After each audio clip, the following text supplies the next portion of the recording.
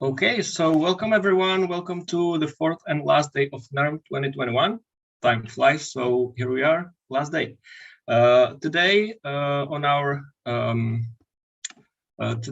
program, there is another big topic, which is Czech game management.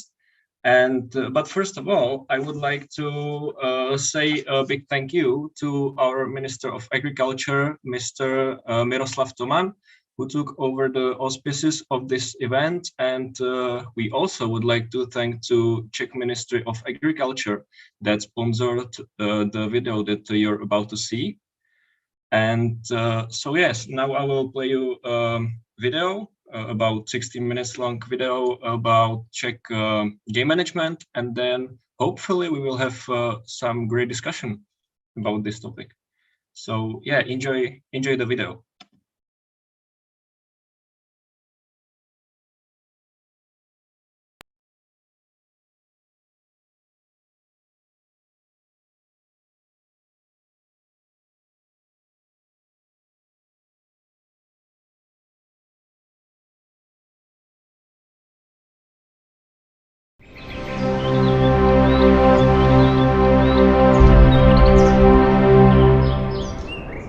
Myslivost je v rámci České republiky činnost, která je provozována ve vztahu k volně žijící zvěři jako součásti ekosystému.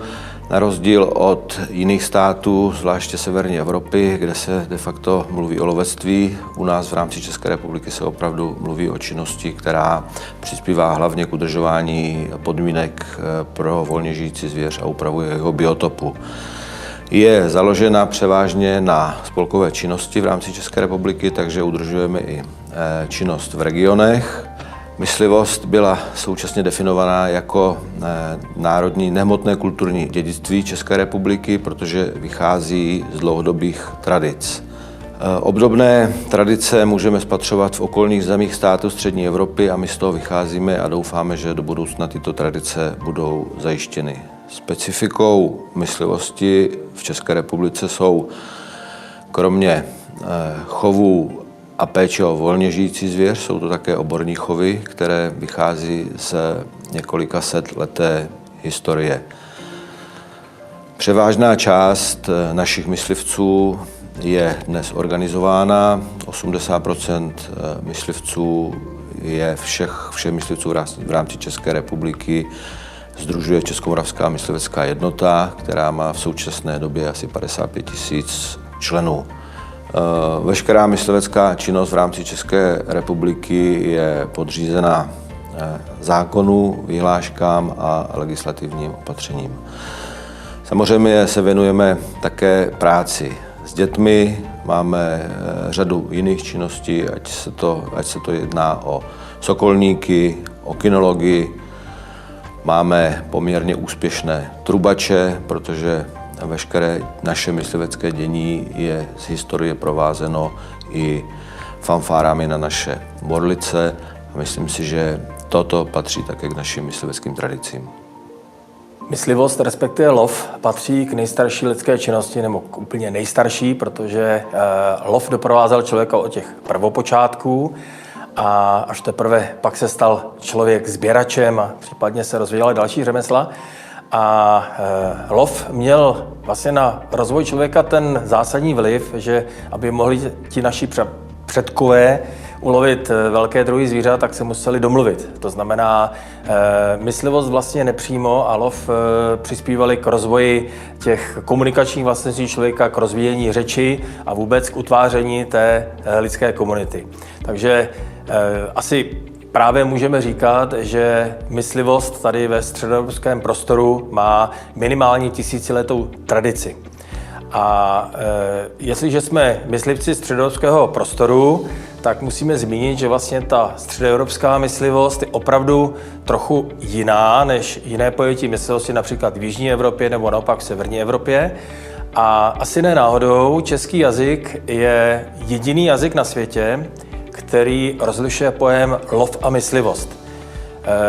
Lov je opravdu myšlen smyslem nebo v tom smyslu ulovení, přisvojení si nějakého toho úlovku, případně trofeje, ale myslivost je mnohem širší činnost. To znamená, že ten lov je pouze částí té myslivosti a právě středoevropská myslivost je postavená na těchto základech, že myslivci nejenom, že tu zvěř lovili, ale o zvěř se také starali, obhospodařovali a měli zájem o to, aby vlastně ty druhy nejenom jim posloužily jako úlovky, jako zdroj v podobě zvěřiny, případně srsti, kůže, kosti a tak dále, jako jiné suroviny, ale měli zájem, aby ty stavy zvěře přetrvávaly, aby to bylo dlouhodobé hospodaření, zodpovědné hospodaření a také hospodaření s citem k přírodě. A z toho se odvinuly vlastně i tradice našich myslivců.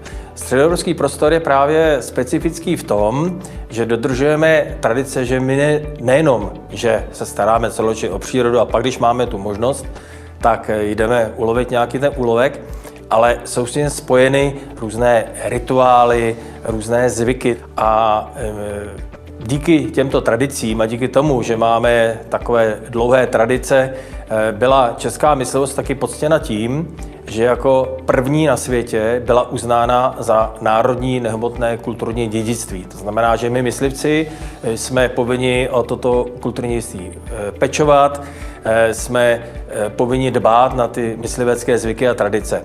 A součástí zvyků a tradic je nejenom ta správná myslivecká čest a vzdávání pocty zvěři, ale například i právě to lovecké troubení, krásné myslivecké rituály, že myslivci například slavnostně přijímají do svého kolektivu nové mladé myslivce.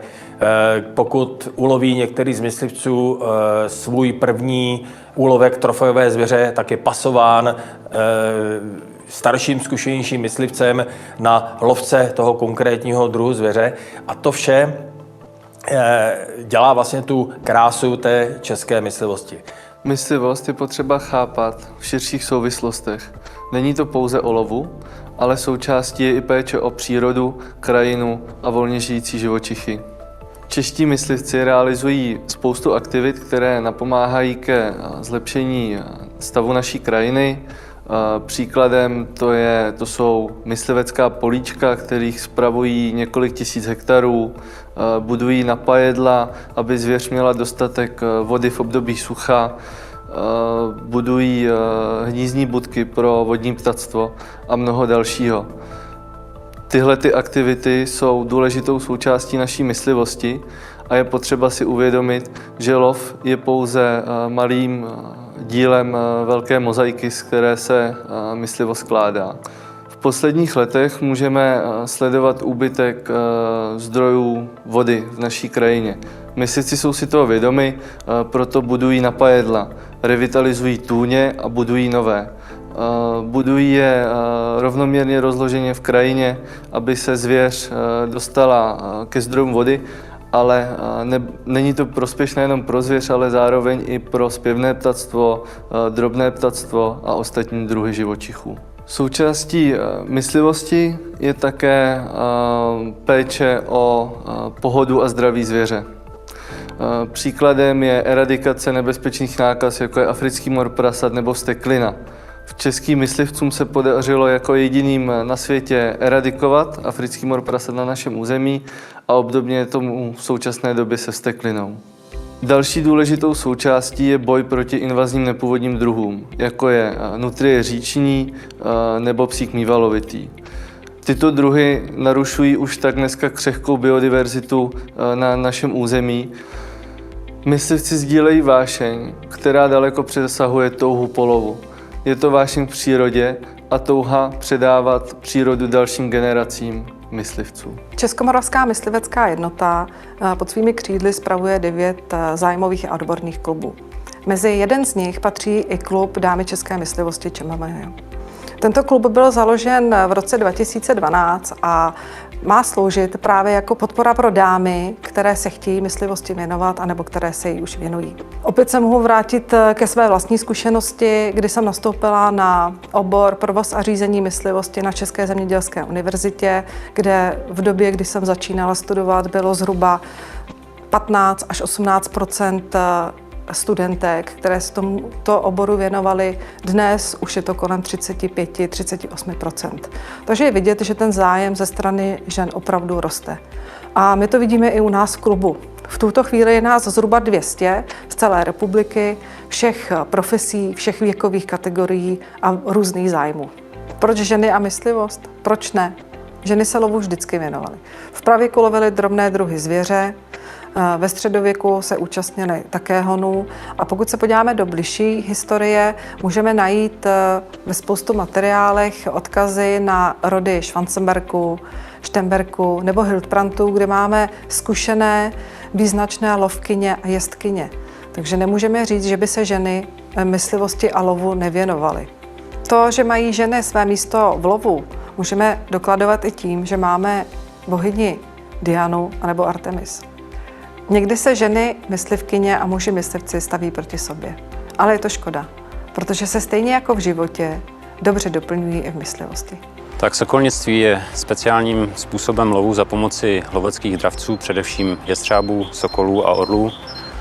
Sokolnictví není jenom o samotném lovu, ale i o dalších aktivitách, které sokolnictví celkově utvářejí, jako je ochrana zvěře a zejména ochrana dravých ptáků. V minulosti se dravci využívali z volné přírody, což v dnešní době už není možné. Proto i mezi sokolnické aktivity patří třeba odchov dravců, což je prováděno členy klubu sokolníků, kteří si dravce sami odchovávají. Ten význam toho sokolnictví se v průběhu desetiletích a staletích měnil. Původně to sloužilo k získávání potravy. V době středověku to byla především zábava šlechty. V dnešní době je sokolnictví, alespoň v našich podmínkách, součástí české myslivosti. Pro sokolnický lov se používají sokoly, toho mám třeba teď na rukavici. Ty se cvičí způsobem, kdy krouží ve vysokých výškách a útočí střemhlav na kořist, převážně bažanty a kachny. Potom se používají jestřáby a krahujci, to jsou dravci takzvaného nízkého letu. Ti po opuštění sokolníkovy rukavice rychlým útokem loví převážně zajíce, bažanty anebo menší druhy zvěře. Důležité je zmínit, že sokolnictví není jenom o lovu.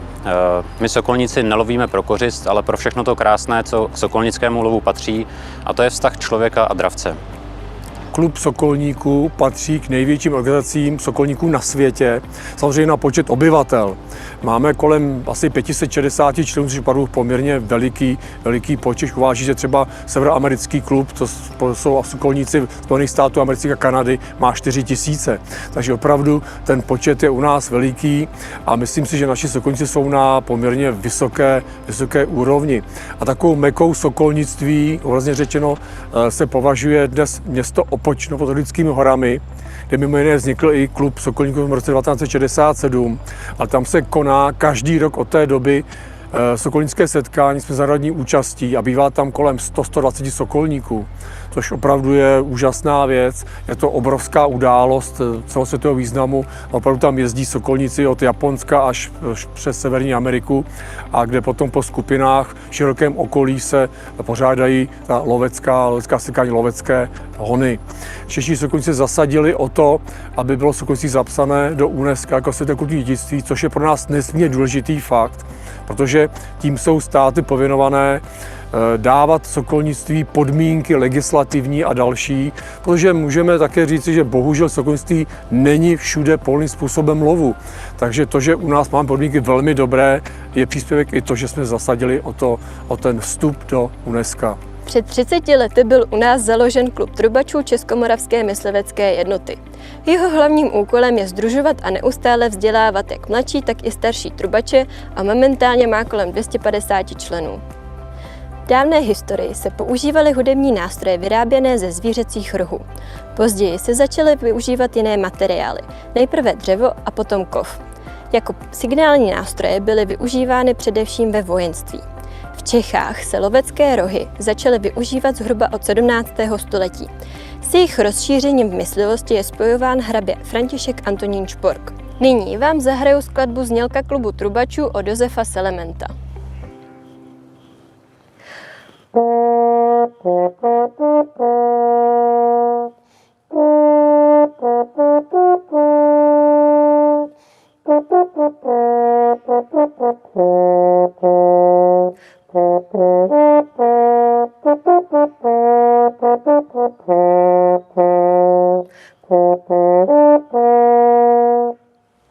V minulém století byl lehký úpadek v troubení, ale v současné době se k němu navracíme. Troubení se vyučuje na všech středních lesnických školách, na vysokých školách a základních uměleckých školách po celé České republice. Díky tomu se opět troubení stává běžnou součástí mysliveckých akcí. Česká republika má 2 národní lovecká plemena, patří mezi ně český fousek a český teriér. Začneme třeba českým teriérem. Český teriér byl vyšlechtěn panem Františkem Horákem už někdy v roce 1949 a byl vyšlechtěn ze 2 rodičovských plemen, a to byl Sealyham teriér a skotský teriér. Český teriér byl vyšlechtěn za účelem snoubení těch charakterových vlastností obou rodičovských plemen. Měl být ovladatelný, klidný, měl být vytrvalý, měl mít klopené uši jako Sealyham teriér, ale měl být lovecky využitelný stejně jako skotský teriér. Přestože žádost o uznání českého fouska i českého teriéra byla zaslána na FCI současně v roce 1963, u fouska trvalo o rok díl to uznání. Bylo tomu tak zejména proto, že se proti uznání českého fouska stavělo Německo, které mělo svého německého drátosrstého ohaře, německého ostnosrstého ohaře ještě v té době. Takže se k uznání českého fouska stavěli skepticky a tvrdili, že fousek je v podstatě německý drátosrstý ohař, takže není potřeba uznávat další plemeno. Tato skutečnost trošku pozdržela celé to řízení, takže český fousek byl definitivně uznán v roce 1964. Český fousek je všestranné plemeno, které se využívá pro práci jak na poli, tak v lese, tak i ve vodě. Je schopný pracovat i v minusových teplotách v podstatě, proto je vzhled fouska takový, jaký je. Je to hrubosrsté plemeno, takže ho ta srst dobře chrání před chladem a před vodou, rychle vysychá, takže nehrozí prochladnutí toho psa. Použití loveckých psů v praxi je kontrolováno zákonem, jsou stanoveny kvóty pro určité typy nebo pro každý typ těch loveckých psů, které každé myslivecké sdružení musí mít. A každé to plemeno, každý ten pes musí mít složené myslivecké zkoušky nebo lovecké zkoušky. Aby mohl být společný hon definován jako společný hon, musí být přítomní alespoň 3 střelci, kteří musí mít jednoho lovecky upotřebitelného psa. Při každé další započaté desítce střelců je zapotřebí další lovecký pes. Říká se, že český fousek je pes pro českou krajinu a jak nám i myslivecké desatoro ukládá, každý správný myslivec by měl mít loveckého psa a myslím, že český fousek je ta správná volba.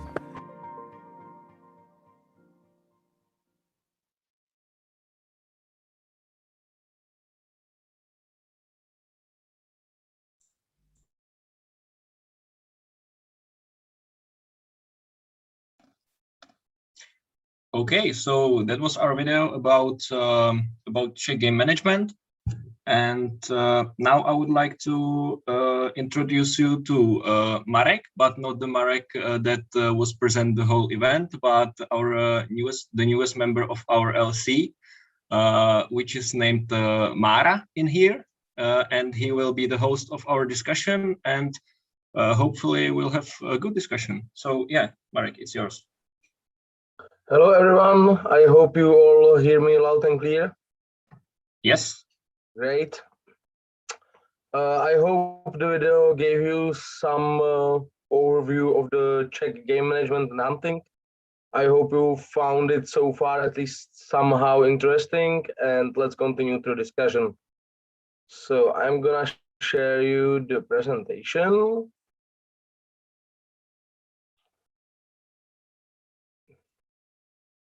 Do you see it all? Yes, we can see it. Great. So we all know this so far.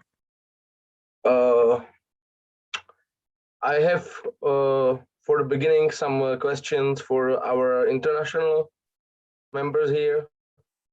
I hope you have watched the video carefully, and I would love to ask you for some of the questions you have here, and I would love to ask if you do something like that in your countries, and if you have I would call it hunting etiquette and so on. So what does the Czech hunting clothing consist of, and what are the clothing rules for hunting and game management in your countries? Could somebody from over the world tell me?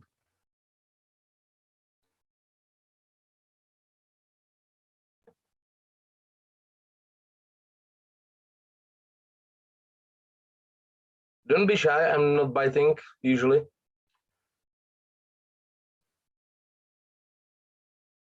Yeah, we are just curious what it looks like, what game management looks like in other countries like Germany or Poland or Sweden. So yeah, don't be shy and share it with us, please.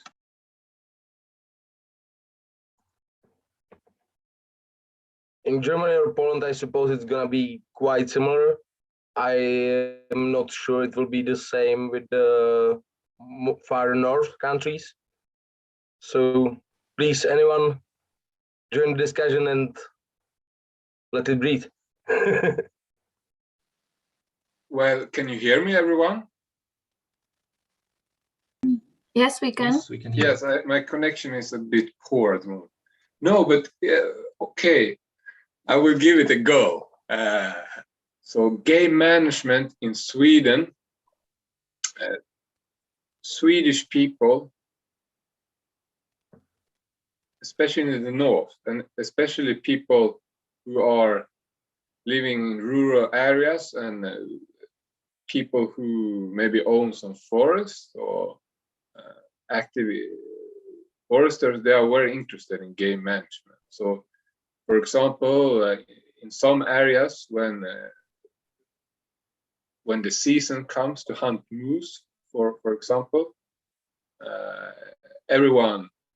there's no one at work because everyone is out in the forest hunting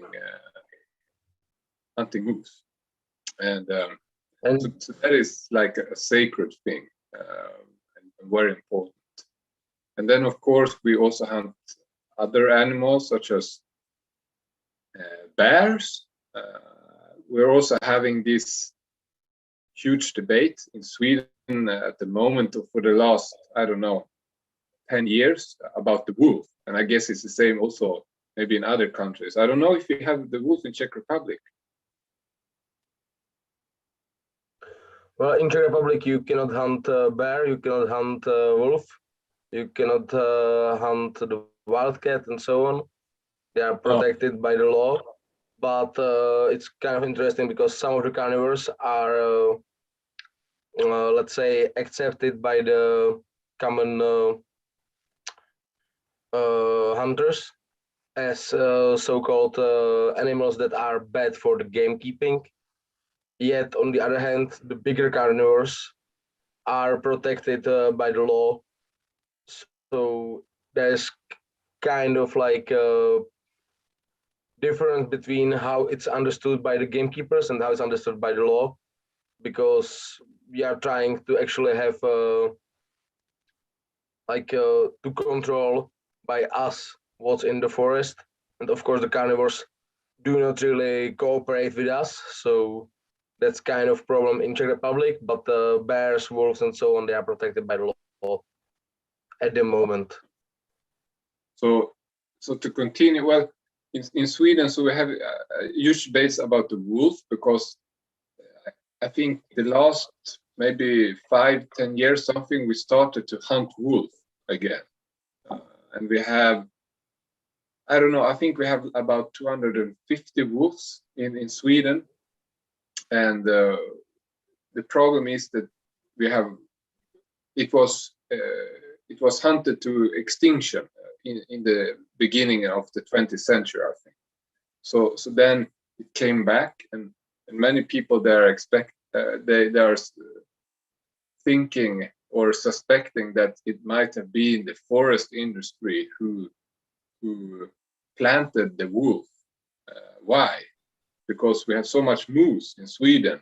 When we have this clear-cut forestry, we have a lot of pine, Scots pine, so this creates a perfect breeding ground for moose, and they are creating huge costs for the forestry sector each year. But then the problem also is, sorry, Mara. We have the same problem in Czech Republic with the deer, because we have like way too many deer, and of course wild pig. Wild boar is a problem here as well, but the wild boar and wolf, it's not really that working. But with the deer, everyone from the I would call it ecocide, which is for the wolves to be known by the law as I don't know how to protect it, to be protected by the law. They say that it's good because it's reducing the population of the deer, but actually in Czech Republic, the problem is that they do reduce the population, of course, but much more they hunt sheep and so on, because it's much easier. Oh. But we have the same here. We have hunted the wolf to extinction during the 20th century, maybe even more, maybe even earlier actually. And now the wolf is, the population is growing up. But so far it's forbidden to hunt and kill and everything. So. And in Sweden, we also have this problem with the sheep versus wolf, and it's also very much a question about countryside dwellers versus city inhabitants, and then we have of course we have the reindeers in the north, and so this is a huge problem because the reindeer is also an important part of the Swedish or the Sami culture. So then every year, I don't know how it works in Czech Republic, but if, for instance, because you're not allowed to hunt a wolf, so when a wolf takes a sheep or a reindeer, you get some money. But still, yes, you should get some money from the Ministry of Agriculture. Basically, you just have to tell them that you have lost some of your sheep and so on, and they should give you some money. But on the other hand, they say that you have to protect your property, so you should have dogs and so on and so on. But in Czech Republic, with the density of population, it's not that easy because, like, where is no city, there is a touristic path. So.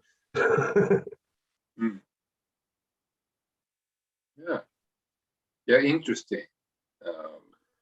And in recent years, of course, because now we're also talking more and more. Actually, it's quite interesting. Sweden has more moose than both USA and Canada together. That's insane. That's interesting. I didn't know that. I've been to Canada, but I had no clue about that. Yeah. and in recent years, because now we want to grow more mixed forest also. So then it's also, if you want more broad leaves, then it's also we need to start. Normally, in many parts of Sweden, we haven't really done that, and we're not very used with putting out fences and so on. And but we need to do it because we have so much of deers or whatever.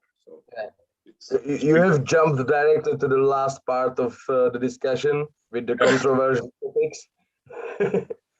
But I think on the mic, are there some rules for the hunters, like how they should be clothed? Do you have some traditions like the last bite or last drive or the rite of the hunter? Do you have some of like these specific traditions that you do? I don't know, you eat the hot liver of the moose or something? Yeah, probably there is, but I must admit that I'm not I would like to take the hunting certificate and go out hunting more, but I haven't really done a lot of hunting, so I'm not very sure. But there is a lot of tradition, of course. Yeah, and do you do like some works for the gamekeeping, or you do just the certificate hunting and you just let the forest be and just hunt? Well, that depends where you are. I think in northern Sweden, you just the game is living their own life without any help from the humans, because they don't really need it. We help them enough with creating a huge pine plantation, so there's a lot of food throughout the winter and also summertime. So they're getting quite big. But in the south, of course, there we also have a higher population density, and you have more similar as in Czech Republic. You're creating ponds, you're putting out those salt stones and etc. So there you have a more active hunter management. It's basically farming in the forest, you know.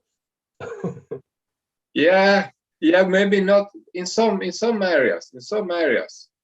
That is true, but it's mostly like the whole area, because we are a tiny country with high density of population, so we need to help the game everywhere. And of course, I don't know, like in hills or mountains, you need to give them more food in the winter. Some places you need to give them more water and they have enough food. You know, it really depends on the region. But in Czech Republic, like the whole country, because we have different system. I don't know if you know, but you have like the certificate system. We don't. You become a member of a hunting club somewhere, and you take care of your like hunting club's property, which is at least 500 hectares, and you are responsible for the game and for the costs on the forest and non-forest properties and so on and so on. So we like do the hunting in just one area, and we take care of everything in that one small area. I think that's very interesting. I also heard in Germany that you have some similar system. Because, for example, now we're starting to get huge problem with the costs for example, farming when it comes to wild boar, you say? Yeah, wild boar. Because we didn't really have them in Sweden previously, but they are spreading a lot, and they're creating a lot of damage. We're looking at it also a bit towards these kinds of system where the hunters, they're responsible for the damage that is caused in a way, something like that. I would love if somebody from Germany or maybe Poland would be here, so they could tell us more about their system, because it should be somewhere in between the Czech and your Swedish, am I right, system? Is here anyone from those countries? Yeah. I'm from Germany. So hello. Hi. In Germany, we have kind of a hunting estate system. So basically, the hunting right is always owned by the landowner, and if the landowner himself is not a hunter, he can rent this right to someone if his area is big enough, so at least 75 hectares. Only 75?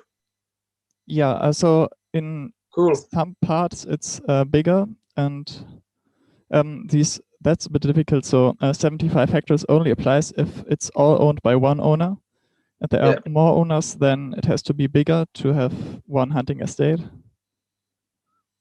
In Czech, you have 500 hectares, and if it's of more owners, then you have to make like a hunting society of the owners of the land, and then they can hunt on the land, or they can rent it to someone who will hunt there. But it has to be at least 500 hectares of land. Yeah, so in Germany that's a bit smaller. And yeah, so then the people who are hunting there, they can basically hunt everything that is permitted in that area. So like for most deer species, we have a plan from the ministry how much there is to shoot. And if they shoot too much or too less, they will get punished. And yeah, so but for some species like wild boar, it's basically up to the hunters there how much they shoot. And as you said, when it's the hunters have to pay for the damages the animals do in the area. Great, thank you very much. Can I have a question? Of course. Julian? Are there problems with wild boars as well as in the Czech Republic? Because they are overpopulated here and they make a lot of damage. So do you have problems with it? Yeah, so like there is wide distribution of wild boar in the last years since it got promoted by the change in the agriculture. And yeah, as well, in some areas, hunters really want to have it, so they are kind of feeding, although that is not really legal. And so wild boar are really high in population in Germany at the moment. And as you might know, the African swine fever is coming into Germany from Poland right now. And yeah, so Germany really wants to have a higher reduction of wild boar. And in some areas, even they paid prices for shot wild boar. But that as well has led to partially decrease of prices for wild boar meat, so that the hunters are not earning really money with that, and they therefore more shoot other animals. Sorry, a question there Yeah. to all of you. I guess, so how does this impact on, because in Sweden, wild boar meat is really a resource that we're not really using as much as we could have. If we increase the hunting on it, then with incentives, it could really, I mean, it's a very sustainable resource. But how is it now in your countries with this swine African pest or fever? I don't remember the name. Could you eat the animal still, or do you need to test the animal before eating it, or? I think you actually can eat because it's not infecting humans. But like if an outbreak is in an area, all domestic swines have to be killed in that area. So like all the farmers really want to prevent it from any area they can. It's very similar in Czech Republic. In Czech Republic, whenever you hunt a pig, you need to take the tail, plus I cannot remember the name of the muscle, but it's the flat muscle under the lungs. You know which muscle I mean? When you are laughing, it hurts. It's diaphragm, I believe. Thank you. And you need to send part of this muscle and the tail to the veterinary, and they make tests for the African swine fever and swallowets. I don't remember the English name. It's worm that lives in the muscles, which is affecting human. So then you can't eat it. Basically, if it has some sickness, you should send it to capillaria, where they will just destroy it and you will never hear of it. But if it's okay, or actually even if it has some illness, if you bake it enough or freeze it, it should be eatable for humans. But then you cannot sell it and so on, and you shouldn't do it. And with the sale of the meat in Czech Republic, basically most hunters or most hunters clubs sell the meat to big companies who make from the animal actually the pieces of meat, and then they sell it to the restaurants where it costs quite a lot of money. But lately we are changing the law so the hunters could sell the meat directly to the people, and then it would be, of course, much more widely used by the people, and it will be much cheaper. Plus, the hunters will get more money from it, because now you sell it to the companies like 50 crowns per kilo, which is like nothing. It's like €2, you know. So if you sell it to somebody directly, then you can ask, okay, not €2, but 4. But in restaurant you would pay not €4 but 10, you know. So it quite makes sense, but it's changing right now. So very, very interesting. So I have one question and also one comment. No, I'm wondering, I will start with, because in Norway at the moment, we have this outbreak of chronicle wasting disease. I don't know if you heard of it. So it is this disease, I think it's, that really fucks up the animal. It's moose, it's deers and so on, and reindeers, and they just stand still, and you can walk up to it and you can like touch it and it doesn't react. So and this have started to spread, and they don't really know if it will spread throughout the Scandinavian peninsula, but it might be very serious for hunting in the future. But I am just curious, do you know any percentage how much of the meat that is that has to be destroyed or that you can't eat due to different sicknesses and so on? I have to say I have no clue about the percentage in Czech Republic, but I know that some animals, for example, fox, can be eaten, but people don't eat it because they think it smells bad and so on. So I know, like, for example, foxes in Czech Republic, most hunters just kill it and put it in a hole, you know. They don't use the skin, they don't use the meat, they don't use anything, maybe the skull for trophy. But with the animals that we usually eat, I have no idea how many percent are eaten and how many percent are just wasted. Oh, Škoda.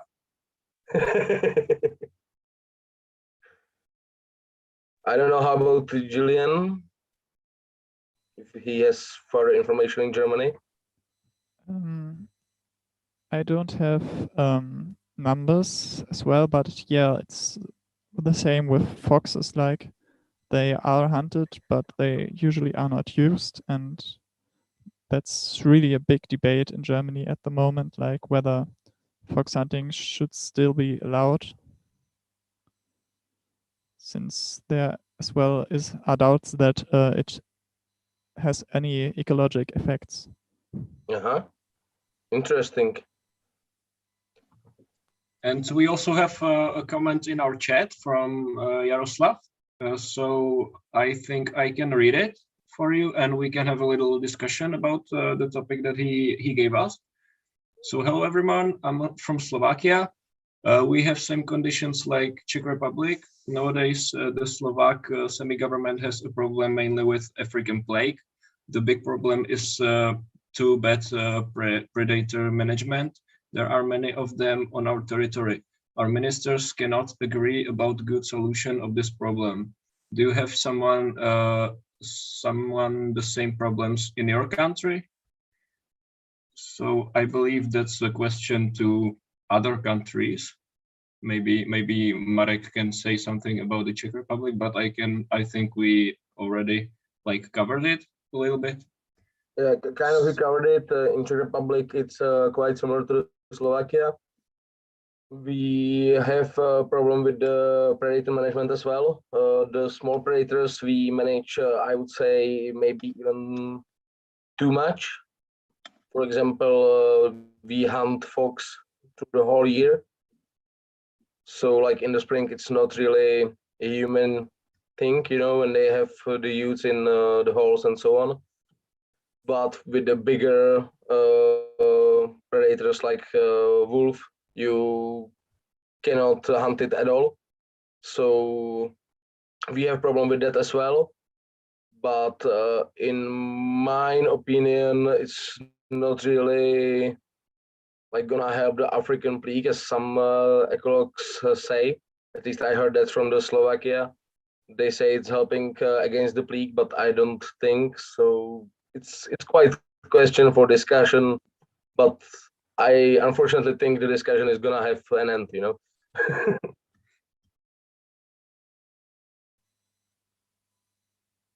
Yeah, so in Germany, I think there's not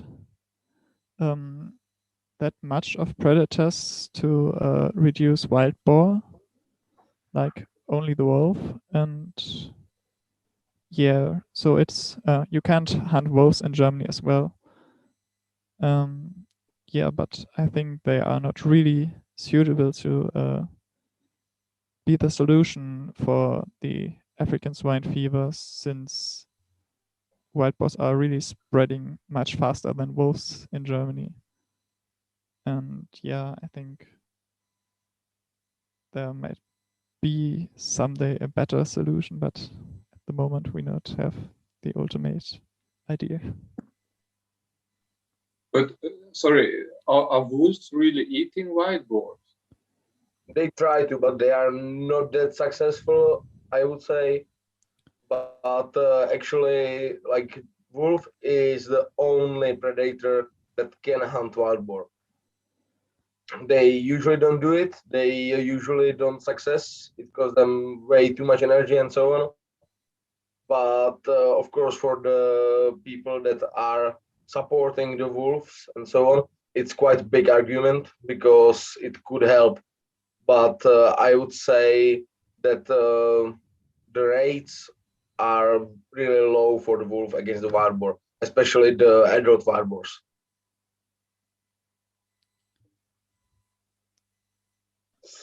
Yes, I'm I think curious. Yeah, go ahead. single wolves don't really have chances of getting wild boar. But I think if they are several wolves, they usually have tactics like one wolf just kind of takes the attention of the older boars and the other one steals a little one. So they mainly eat the young boars, and adult boars are really able to defend against wolves. Yep. Interesting. And I have a question to Julian. How is it about the numbers of wolves in Germany? Because in the Czech Republic, we have, I can say, like only a few wolves in here. But do you have like hundreds of thousands of them, or is it similar to the Czech Republic? So overall Germany, there are probably several hundred wolves, but they are very uneven distributed. Like you probably know, they were extinguished here as well, and their return mainly follows the areas where the red deer is living. So they do not get to all habitats well where they could possibly live, but they often are just wandering around and then getting back to an area where wolves already are established, because there is a lot of unsuitable habitats in between. So yeah, but there are several hundred wolves in Germany. Okay, thank you. Thank you. I will move the discussion bit along the presentation. I have last question on this slide, and the question is meant for Julian. Do you have traditions like last bite, the last drive, the rite of a hunter? And do you know about them? Do you practice them? Actually, I'm not sure what the last drive is. The last drive, it's sorry. In Czech Republic, we have a special word when you are hunting together for the space between the hunters. It's called lech. English doesn't know the word, so we used this translation because we thought it's gonna be quite close. And the last lech, the last drive, doesn't really have anything together with the hunting. It's a social event after the hunt where you celebrate the hunt, you discuss the hunt, you have there some funny things. Sometimes there might be tombola for some meat. Sometimes there might be, we call it a hunter's judge or like Kurt, because I don't know, like somebody will shoot 4 rounds on rabbit and doesn't shoot anything, you know? So they will take him out and like, okay, so you didn't shoot the rabbit because you wanted to be mean to your forest colleagues, and that's why you shoot it into the trees, and so on. And then he has to, I don't know, pretend he is a wolf or something, like to show that he is sorry for what he did. And it's just fun thing after the hunt, but it's quite important because what's okay by the law, but it's not okay by the ethic of the hunting, can be discussed and shown on these events, and next time it's gonna be better, you know, and so on. So that's the last drive in Czech Republic. And the right of the hunter is the eatable intestines, like heart, lungs, liver, and so on. Yeah, so we have the last bite as well in Germany, and the right of a hunter as well. And like Wunderbar. Hmm? Wunderbar. Yeah. Yeah. And yeah, like hunting judge, so that's pretty rare, but it does exist.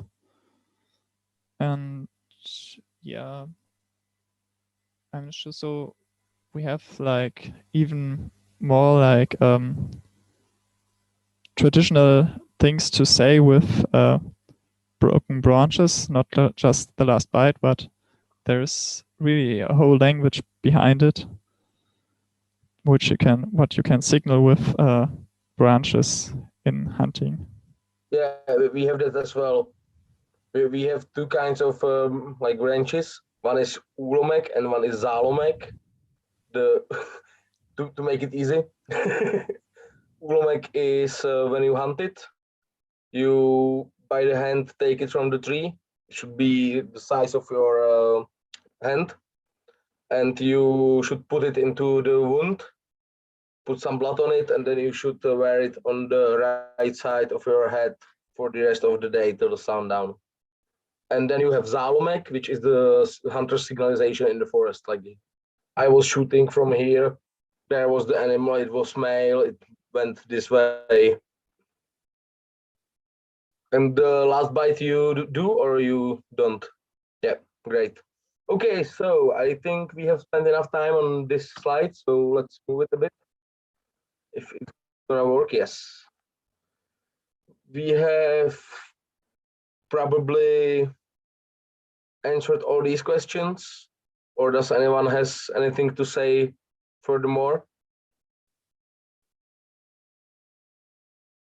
Okay, let's just move. Kinology.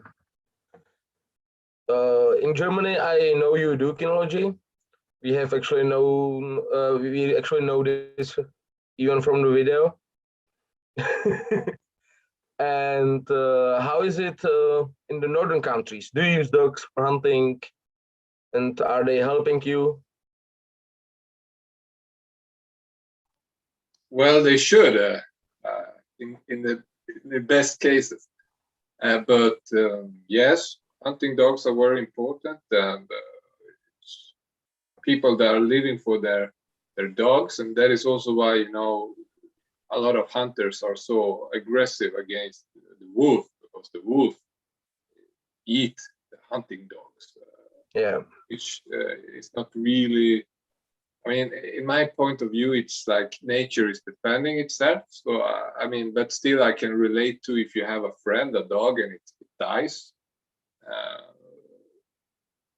But yes, it is, hunting dogs are very much used. And I know that we have some guys from like southern part of Europe in here. So I would like to know what is it like with cynology in down there? Can you give us some information?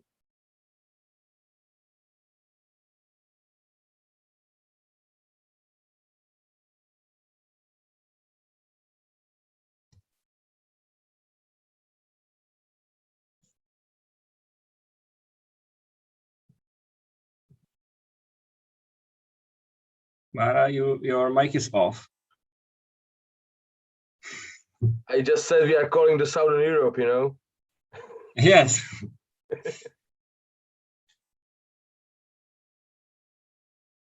Yeah, so probably no.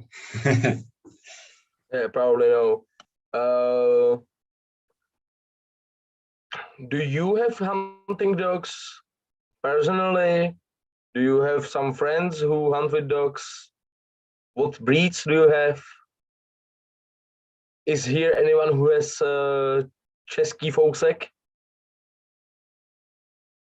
Except for Silva, I know you have. And by that I say hello to you.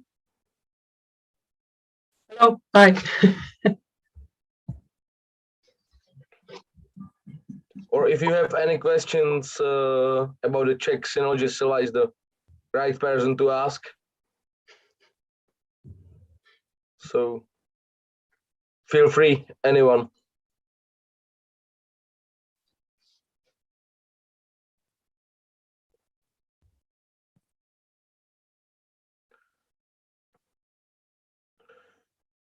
Okay, so I will give question. What do you use the dogs for in your countries? Because in Czech we use them for everything. We use them for ducks, we use them for wild boar, we use them when you don't shoot the animal correctly. We use them for everything. Yeah, I see in the chat from Jaroslav that he has a Slovak Kopov. It's actually an excellent dog for finding the animal when you don't shoot it correctly. Yeah, and for wild boar, as you write.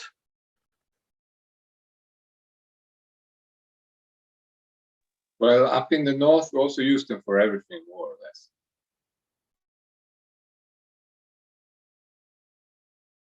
Don't you have some problems with like the temperature and so on?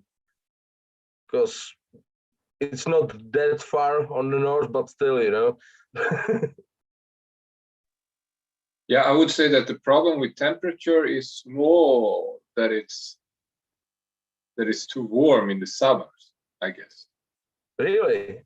Mainly, I would guess that's how it. Because, you know, when the dogs, when they're moving, when they're out hunting, when they keep their warmth through, yeah, of course, moving around. But in the summer, it's more difficult, especially when you have those, you know, in the very north where you have those animals or the dogs with a lot of fur and so on. There you really get a problem. Another reason why it would be interesting to have somebody from the Southern Europe here to tell us how it is with the dogs when it's too warm. But it doesn't look like anyone from the south is gonna tell us. I study in Southern Europe, but I don't know how it is. Sorry, with hunting. Such a pity. And by the way, hello, Shimon. Hello. But I'm really not qualified at answering question about hunting because, like, in Central Europe, hunting and forestry are really connected, while in Italy it's like completely separate thing. It's like, I mean, I don't know anyone that I don't have no friends that does hunting or anything like that. It's more. Really interesting. It's more people in the 50s that hunt wild boar. Yeah, in Czech, most of the hunters are older as well, but thanks God, like the population of the hunters is getting older and is getting smaller. But I would say that still we have enough of the young blood that keeps it up somehow. But it's true that most of the youngers don't really want to go into forest and crawl through the bushes and so on, you know. I don't have many friends that find that funny and good way how to spend weekend. Okay. Do you want to tell us something, Silva, or? Well, just when you were talking about the young people in mischievous in hunting, they also don't know very often. They don't know how to train these dogs because the books that are available, they are from old times, and the dogs were like harder at that time, more stubborn, you know, so they could be more harsh in the training, so-called par force training. But these days the dogs are more how to say, I don't want to say soft, but you don't need that strength in the training anymore. And it's a problem to follow these old books because it doesn't very often apply to these dogs, you know, to the dogs of nowadays. So it is a problem. So the people need some advice, and there is not so many good trainers in the Czech Republic, or they are expensive and, you know, weird sometimes. So it's hard to get a good advice, I guess, you know, in these days. So it's also part of the problem that they don't know how to train these dogs. I would say it's even a problem to buy a good dog, because if I am not right, please correct me, but many people buy hunting dogs as dogs for home, you know, like just to have them on couch and sometimes go with them to the park. Yeah. So it's not good for the dogs, it's not good for the families, but people do it, and it's quite difficult to get like good hunting dog. I don't know if it's the same in other countries. So we switch it to international again. I think actually in Germany the breeding lines are divided. So if you want to have a dog from a hunting line, you actually have to own a hunting license to buy that dog. That's awesome. That's nice. Interesting. Yes, I think it's a bit the same in Sweden about divided breeding lines. But what I also think is interesting is that I think that in my country, I feel that hunting is becoming more and more popular. People, they want to live sustainable, they want to eat sustainable things, and then they want the meat to be, they want to know where it came from, etc. And I also think this COVID crisis, people want to be more outside and so on. So I think that is also a good thing for the interest in hunting. Interesting. Okay, anything else to the kinology part? If no, let's move. Falconry. quite interesting, quite old, and I have to say it's really beautiful to be present at the falconry hunt. Does any one of you have the experience? Nope. You should. By the way, I would love to invite all of you to the Czech city Opočno. You have already heard that in the video. I have to say I haven't been there yet, but this year, like, no matter what's going on, I'm going there. So if you will have time, I would love to see you there, because all my friends who does the falconry say like it's a must at least once in life be there. Is it legal to do falconry in your countries? In my yes. Yeah, so in Germany it is legal, but it's a different hunting license you need for that. And what about the north? Because I know that in Sweden, I think it's illegal. In Denmark, I believe they just made it legal. I have no idea about it. I never seen it. I almost never heard about it. It's just something I saw, you know, in movies from exotic countries. But then I know that in the past, it was a lot of people who came to Sweden and they picked the eggs, you know. And then, interesting. It's interesting part of the Czech hunting history, because even though it's based historically to Mongolia and other countries, where they used the falcons and especially the eagles not only for hunting, but even for the fight, because in Mongolia they used the eagles to fight the enemy, like humans, which is quite cruel and quite cool.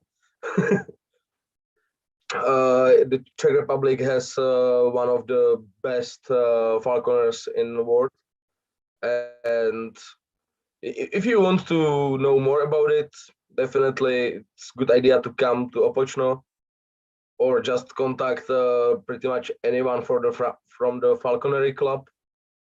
I know a couple of guys from there, and I have to say every single one of them is a good guy. So far. So definitely, if you want to learn more, it's a good idea. It's interesting, but I would like to say here that it's really different to the dog training, because dog he sees you as a boss, you know. He loves you, he wants to help you, and he does it for you. With the birds, I wouldn't say that. Okay, you help me, I help you, that's it. But you, like, if the dog doesn't listen to you, you just explain him by force that he has to listen. With bird, you cannot. You explain him by force once, and it's never gonna work again. Which is quite interesting, and I'm not sure I would have the nerves for it. I don't know how it's your personal feelings about that, but in my opinion, you have really a lot of self-control and patience to be a falconer, and it's like wow for me. Yes, I just have a note to this, that often they use, or quite often they use, the falconers use also dogs as a companion to these birds. So also one of my puppies went to Germany, and they have a eagle, brown eagle, and the puppy is just like hunting under the bird. He's searching for the game, hare mostly, I guess.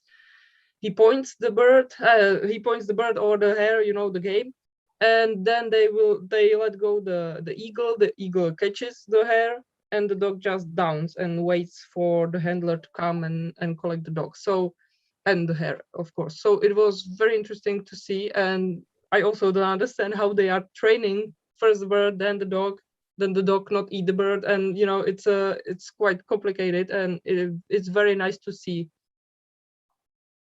Yeah, and the bird to not eat the dog. Yes, that too.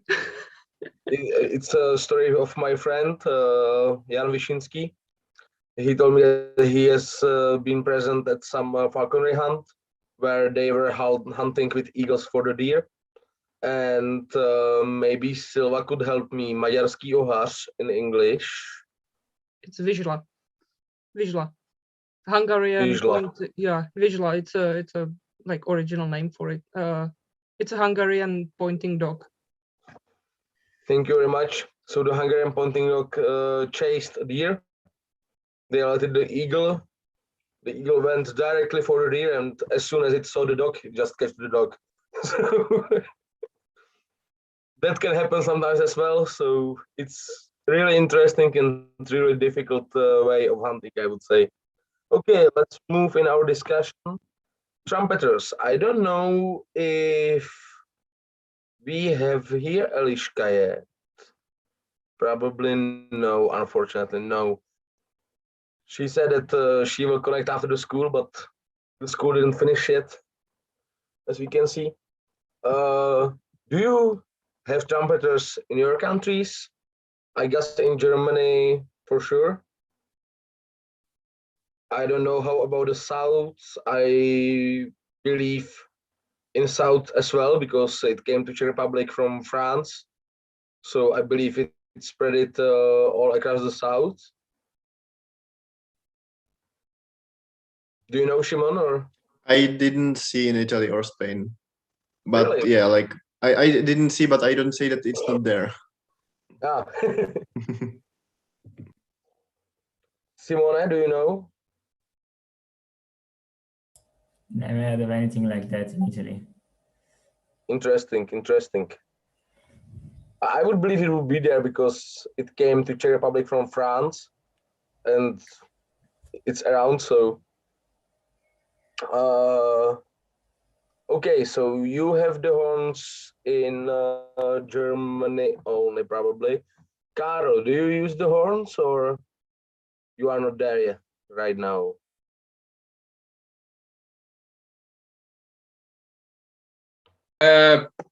I don't know, really. I don't know. It's not common. It's not common. But I think if if you're looking at the Nordic mythology, maybe some of you are familiar with it. You have, for example, I think it's Heimdall, the guardian of the bridge, and he's playing. So probably in the past you used it, but maybe at the moment it's not so active in hunter traditions. Okay, could Julian tell us something about the German trumpeters and how you use it?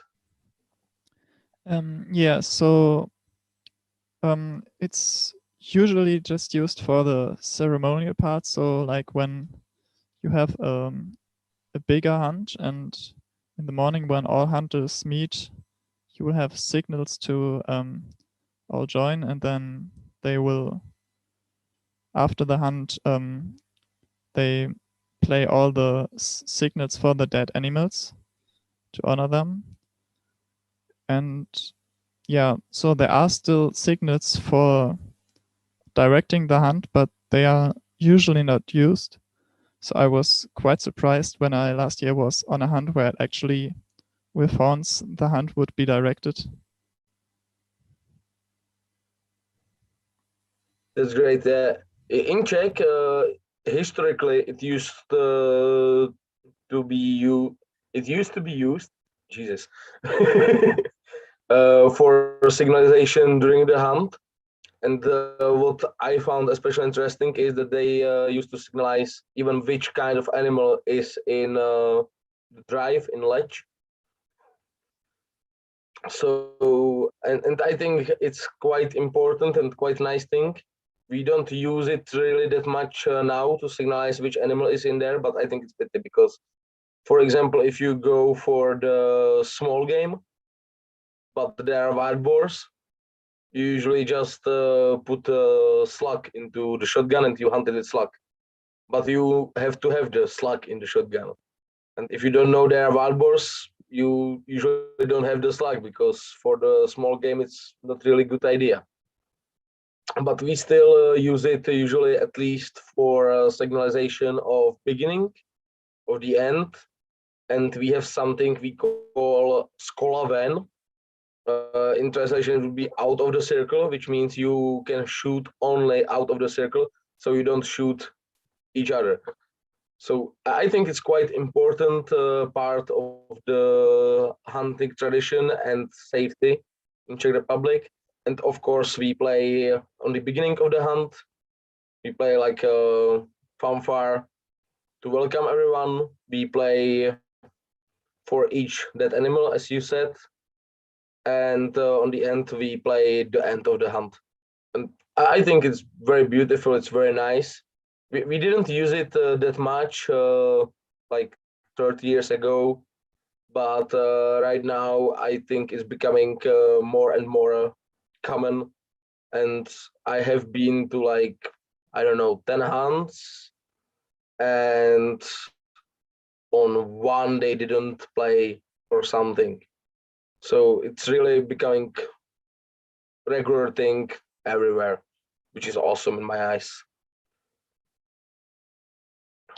So actually, yes? I have a question. Like, we have like the problem with that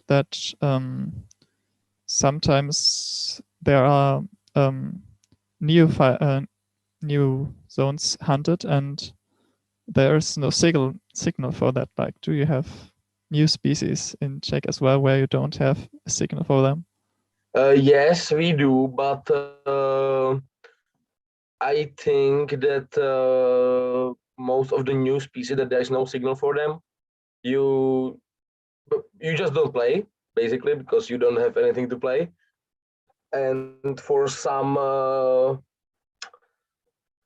I don't think they are even trying to make, because for the invasive species, for example, like there is no point in playing fanfares for them, you know, like I don't mean it how I said it, but kind of.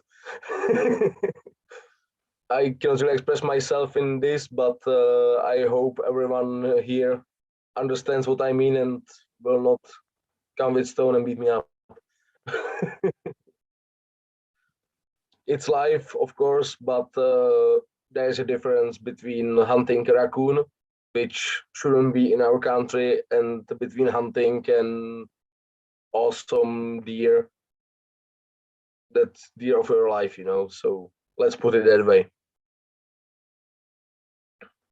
Is it enough for you, Julian?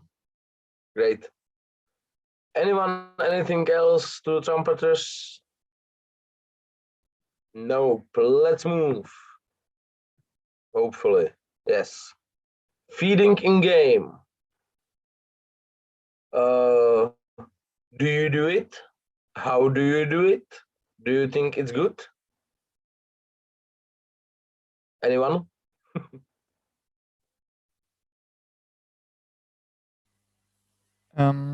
I think like there is a point in mountainous areas where mainly where the animals usually in winter they would go to lower elevations, but usually nowadays they are cities, so they can't go that low. So they would probably die if you won't feed them there.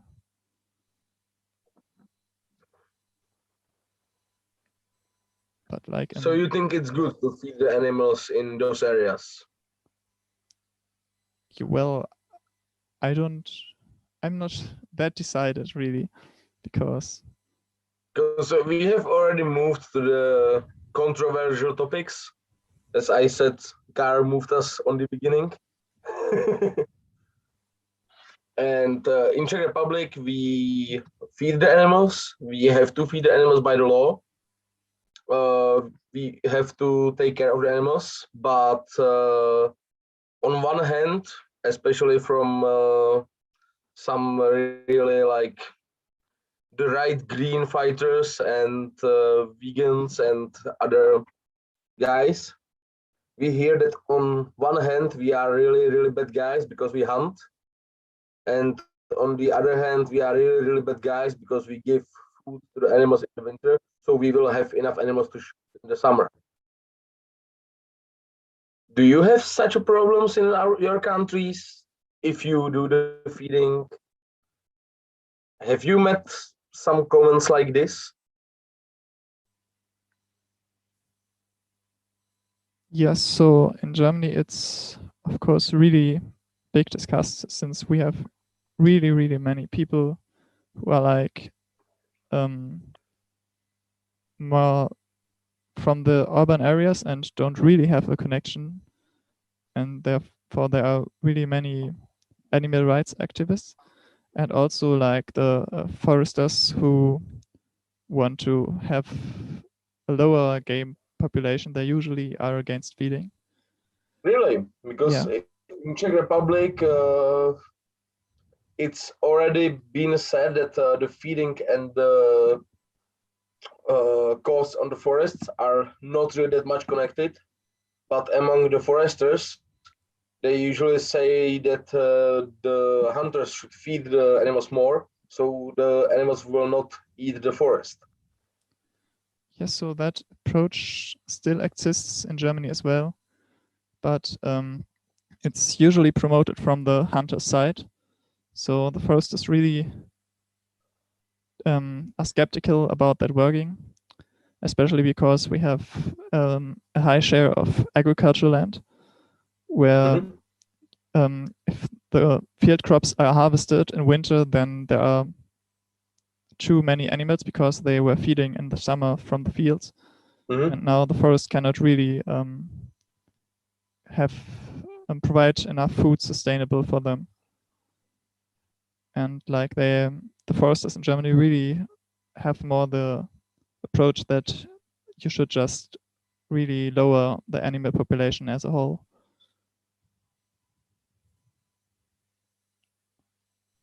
Yes, and that is similar. Sorry. I just wanted to ask you, so thanks for starting.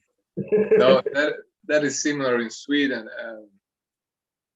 Foresters in general want to have a low population of grazing and browsing animals. But we are feeding animals, especially up in the north where we have the reindeers. They are semi-domesticated, but global warming is a problem because then the snow falls, but then the temperature rises, so the snow melts, and then you get this hard crust upon the ground. So the reindeer that wants to dig a hole to be able to eat the lichen down there, but due to this crust, they can't really do this. And then the second point is that also up in the north, the modern forestry in Sweden, it's quite intensive, and that has led to a situation in which you don't really have a lot of old growth forest. And what does the reindeer eat during wintertime? Well, they eat a lot of those lichens that grows on hang lichens, we call them. They grows on trees. And well, if you cut the old growth forest, you won't really have these types of biotopes left. So then what you need to do in order to secure enough pasture, enough food for the reindeers during the winter time, that you need to feed them. Otherwise, they won't survive, and you will lose all of this cultural and natural heritage.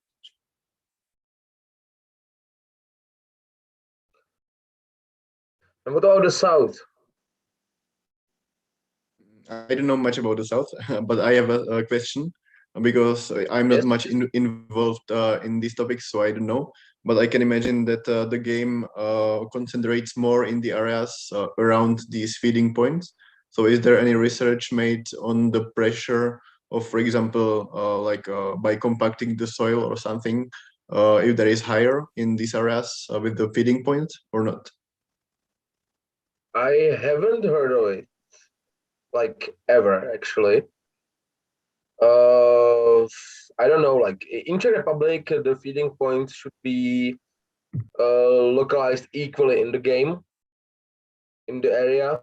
So the animals should be able to get to water and food like everywhere on the whole site. It's true that you have things like přezimovací obůrka, basically small place in forest where you force the animals to come together for the winter. There was a quite big problem this winter with this, because one guy who had rented the game from the Czech forest waited for the animals to get there and then shoot it like 30 of them because he needed to regulate the numbers. It was interesting because first the Czech forest said it's not our problem, it's their thing how they regulate the numbers. 24 hours later, somebody used the brain and they said it's not their problem, but they are not gonna rent the game to this guy again. But I have never heard about a problem with the soil.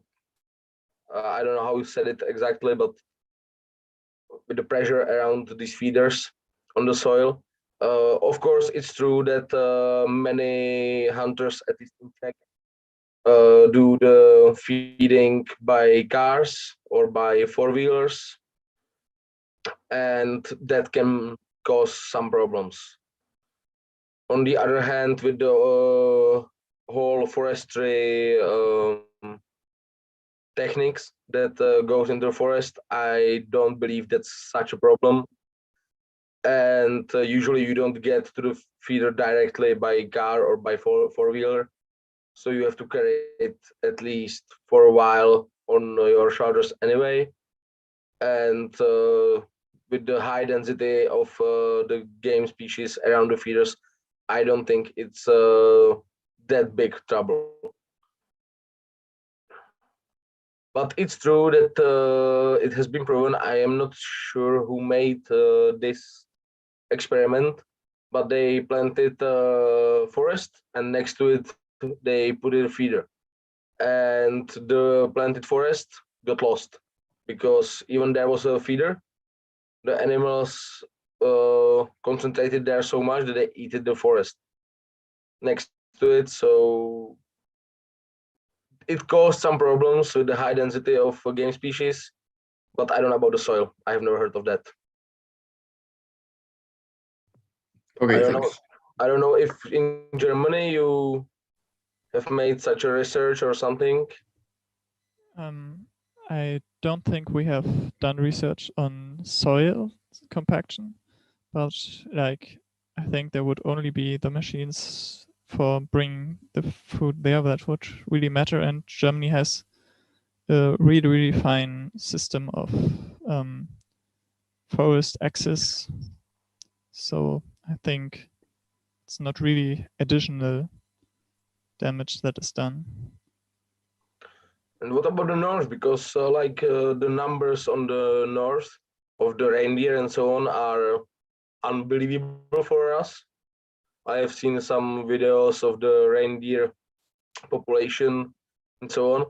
Do you know if it makes some problems with the compression of soil or something? No, I don't think so. I think, as you said earlier on, in Sweden we don't really care about soil compression in our forestry. We just go for it. And if there will be some problem in tomorrow, it's not our problem because it's someone else who will cut down. So no, I'm sorry, I don't know. But interesting. And I don't know if you see the videos of you over the presentation or not, but what do you think about these pictures? When you see what can be given to the animals, does it happen in your countries? Do you think it's okay? Like here is some rotten grass, here is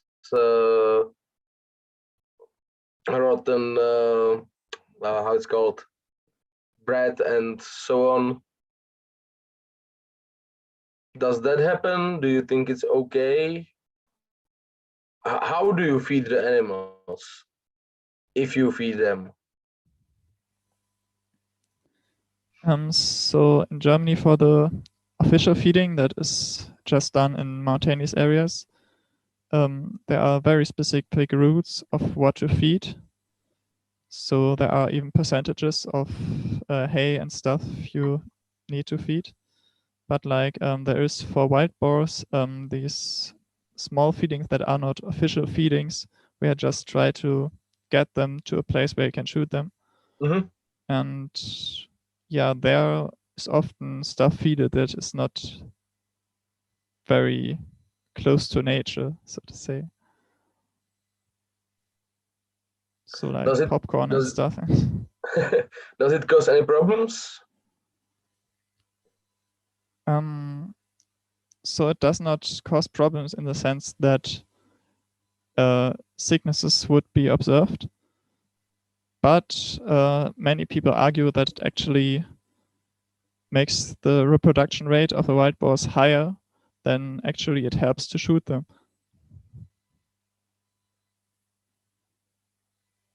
What about in the north? When you give some grass to the reindeer, or I don't know, what do you feed them all? Well, I guess it's mostly hay, I guess. Hay. So it doesn't happen that you would have rotten grass and so on, usually. I guess it might happen. I don't know if the animal doesn't like. Do they eat it still, even though it's not healthy for them to eat it? Or? Okay. I will move on the other slide, maybe. Yep.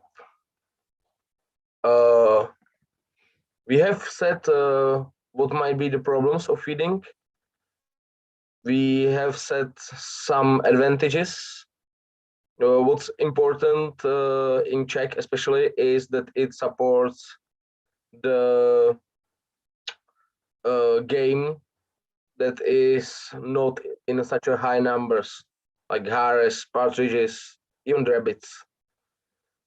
Do you do like special feeding points for this kind of animals, or you just care about the meat animals and that's it?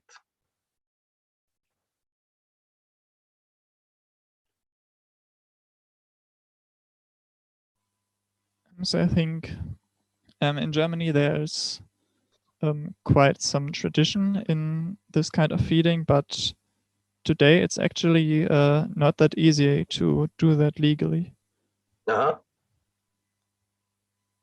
So establishing feeding stations is really difficult now under the law. Interesting.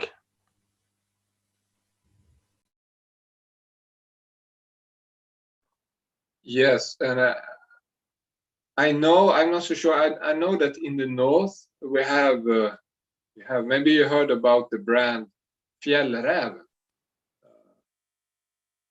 the Arctic fox. So we have the Arctic fox, which is very much endangered. So in order to try to make it survive, we have this program where you shoot the red deer, no, the red fox, and you also feed the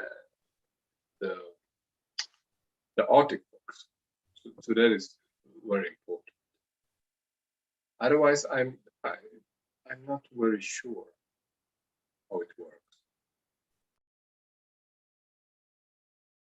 Interesting. What about the water? Do you really take care of the water for the animals, or is it still okay? Because we have already mentioned the global warming that caused problem for the reindeer on the north, and in Central Europe, the global warming definitely caused big problems with the water. So I believe in Germany you make some water spots as well. I don't know if you have to face it on the north. Well, I don't think so. I think we have enough natural water sources, although I'm not 100% sure, but that is my belief. Good for you guys.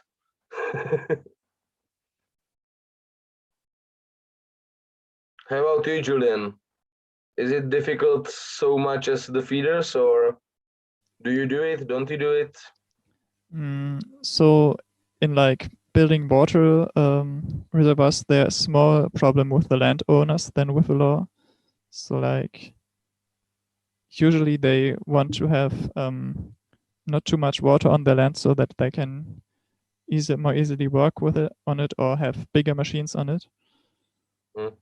So there's a lot of drainage that is a bit problematic, but like in protected areas, it's very typical to have like ponds being created and such stuff that there can be better water resource to the local animals.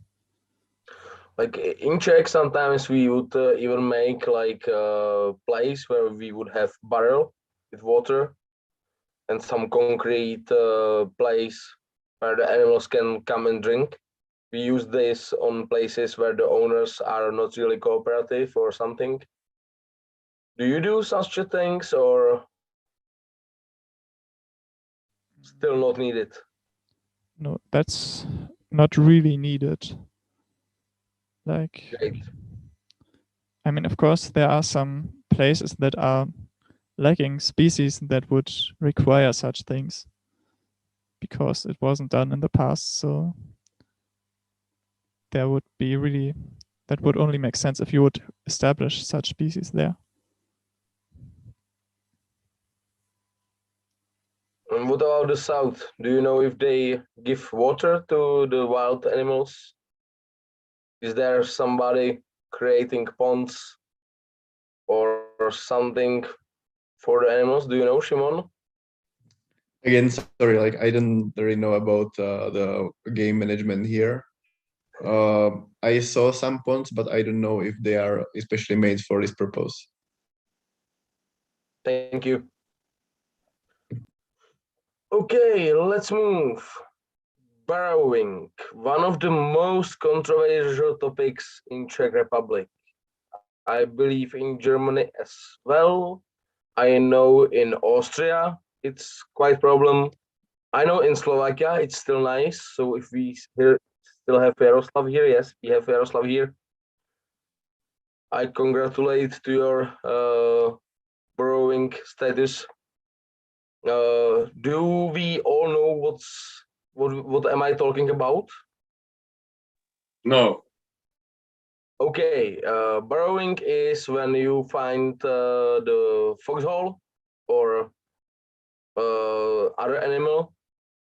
You take a dog, especially Dutch hounds are known for that, and you just take it off leash. It goes into the hole, it fights the animal, and if it's successful, it gets the animal out, and either the dog kills the animal or you kill the animal. Basically, it's a way when you do that, especially in spring, because you don't get just one fox, like if you shoot it, but you get one fox plus all the small foxes in the hole. So it's very good way how to reduce the numbers of foxes. I have here at yes, I have been to Forest Versatility. I was that time working at Green. I was a member of the Mendel University, but I didn't succeed, so I'm now here. And back to the burrowing. So it's quite contact. It's quite painful sometimes for the dogs, as you can see on the one picture. Of course, you need to train the dog somehow for that, and so on. Do you now know what am I talking of, or you never heard? Yes, now I know. Thank you. Welcome. What are your thoughts about that? Do you do it? You think it's good? You think it's bad? Should it be allowed? Should it be outside of the law?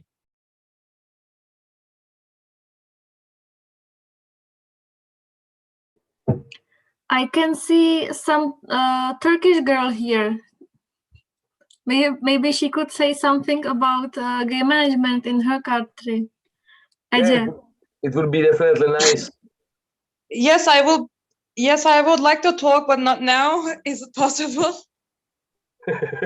Yes, Sure. I will talk, but not now.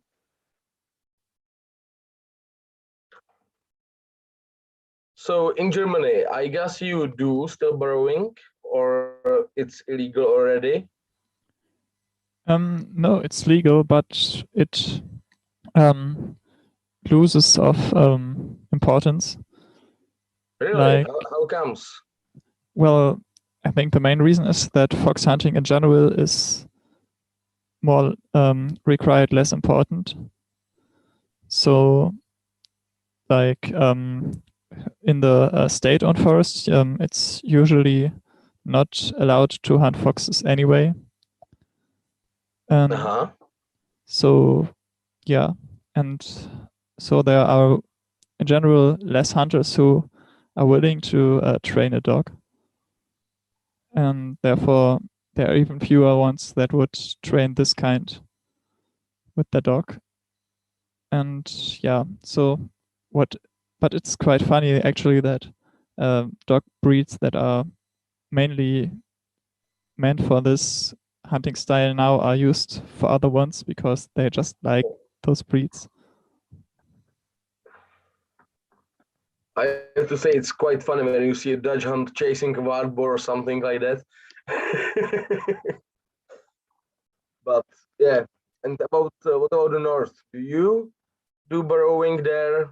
Is it legal? Is it illegal? Do you know?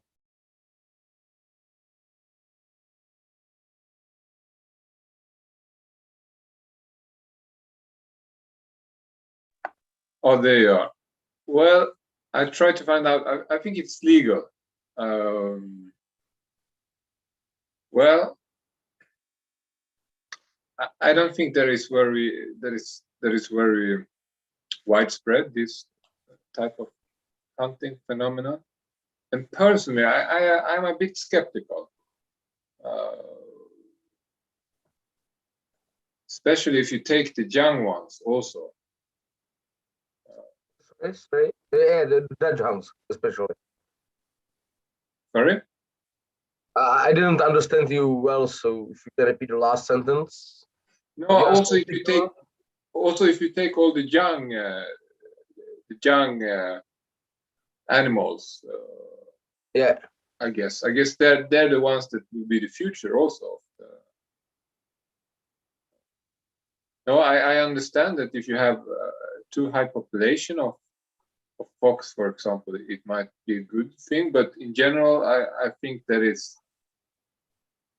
doesn't really feel right in the stomach, so to say. Yeah, like in Czech, the general opinion is you see a fox, you shoot it.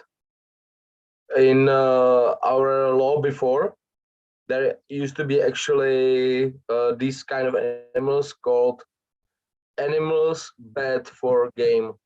And even during the communist regime, each guy, like not the foresters with chainsaw, but the foresters organizing the guy with the chainsaw, had at least a shotgun, and they saw fox, they hunted it.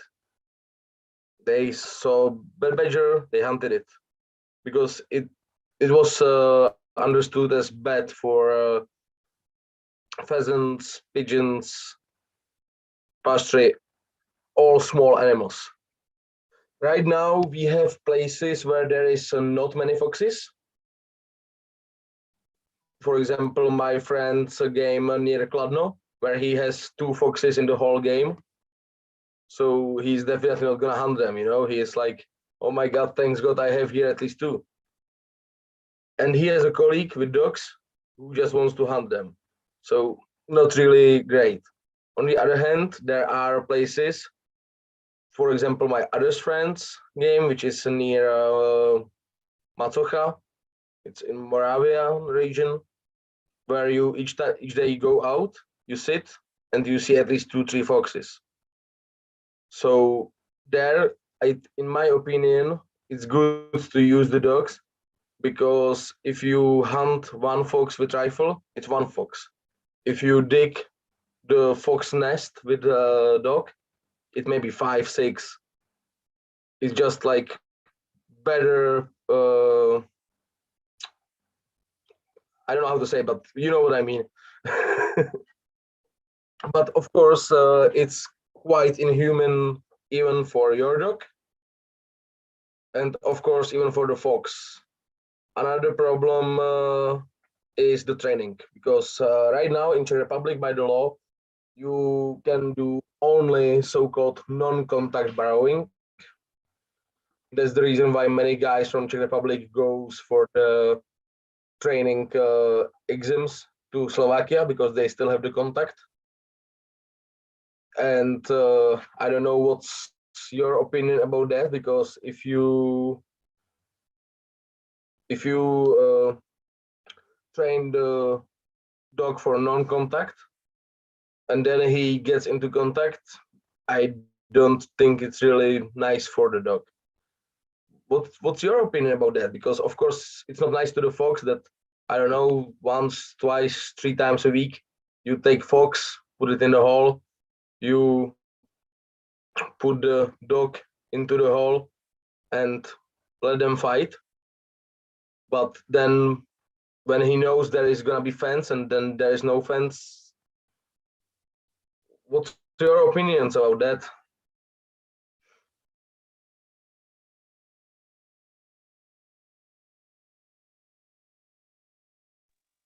Well, personally, I do not really have any opinion. I haven't really been thinking about it. Maybe you, Julian. Yeah, well, as I said, like in Germany, fox hunting is not so necessary. So it's probably not necessary to have a contact training as well. That's also that's interesting what Carl said about the polar foxes, that you actually hunt the red fox because it's endangering it. Because here in Germany, actually, the red fox starts to become endangered by the mink. By the mink? Yeah, so that's because they are usually always together, and the fox usually is alone in his here in under the ground, and so they usually can get the fox out and take his house, so to say. And can't you use the dogs for the mink? I'm not sure actually, but that could be a way how to fight them, you know, and it could be quite efficient, I think. Not sure, but worth a try, I would say.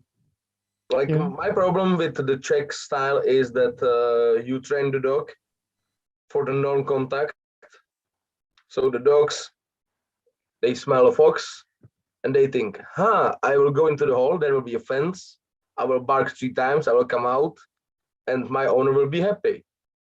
He gets into the hole and there is pissed off badger and fights him for life, you know. So that's quite big trouble in my opinion. Plus, for example, the mink or the fox in Czech, or especially the bed badgers, you don't see that often the bed badger, but if you find the nest or the house of it, you can hunt it there. And in Czech Republic, it's at least it's believed that the number of foxes and bed badgers is one of the reasons why we have so low numbers of the small game species. So, but I understand that it's quite, let's say, uncomfortable to imagine, even to imagine and to watch. Definitely, it's not easy for the dog. It's not easy for the fox. I saw in chat here from Jaroslav that he thinks it's quite nice for the like fair play, because the fox has a chance, the dog has a chance, but it's kind of like the gladiators, you know. So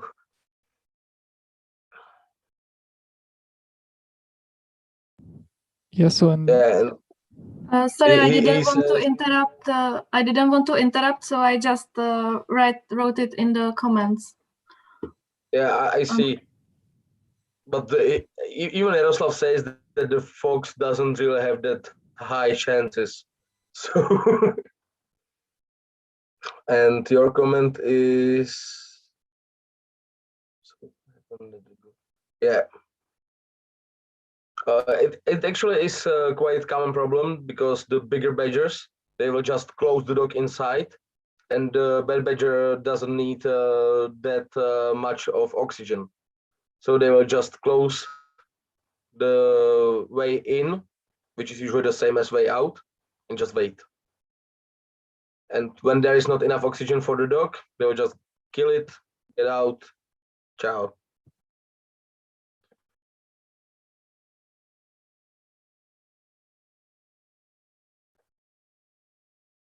Yep.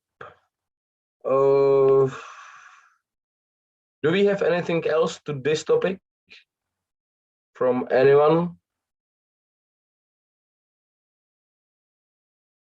You have something more in chat? Okay, ciao Simone. See you.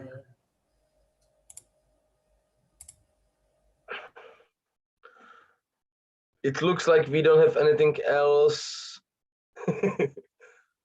We don't have anything else for this topic. I think there should be one more slide or two. We have already partly talked about this slide. Well, more than partly, we have already talked it through quite well, but still, let's take a look at it once more. We can see here some of the big predators. Let's ask, are they protected in your countries? Are they not protected? Do you know some of these pictures, like dead sheep or the bee houses destroyed by bear from your regions? Does that happen? How do you work with it? How does your state work with it? Because they should pay for it if it's not legal to hunt it.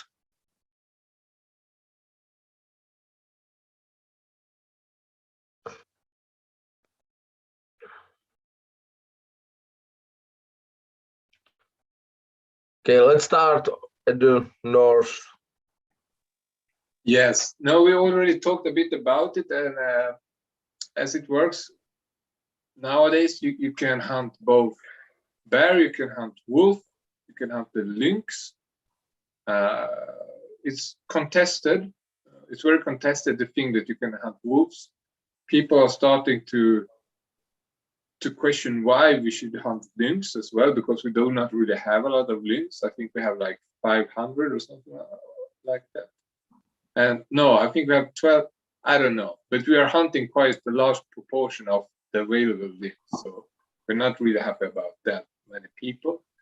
And when it comes to damages or tame animals killed, then the government is paying the farmers or for for the loss, which is of course not always enough. You know, you become friends with your sheep maybe, and then someone comes there and kills all of them, and it's not really a pleasant sight. But then again, you know, we have also to leave room for nature. Yes. Nice.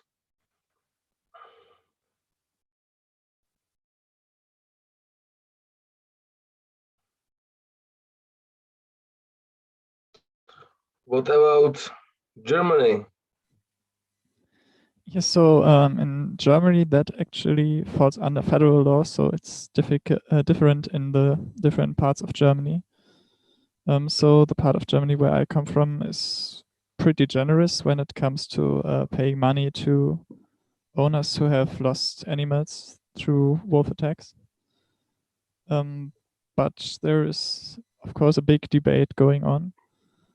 And yeah, I find it really interesting that you put especially the bear to threat to the population, because in Germany many people feel a threat by the wolf as well.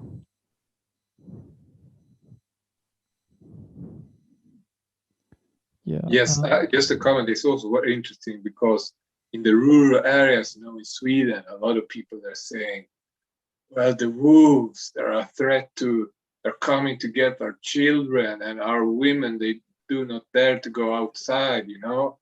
And it was 100 years ago, I mean, 200, well, it's just so over, it just exaggerates, that's the word, everything. So it's really quite interesting. And talking about sorry, about bear. I've been out running in the forest my whole life a lot. I've never seen a bear. I'm quite glad you mentioned it, Karl, because a couple of months, maybe a year ago, I read a quite interesting article that most of the Czech hunters have the syndrome of the red, I don't know how it's called in English. May somebody from Czech help me? Červená karkulka. No, red hood. Like the red hood, you know the story. Girl all in red came to see the grandma, and the wolf ate the grandma, and you know. Yeah. It's like Little Red Riding Hood or something like that.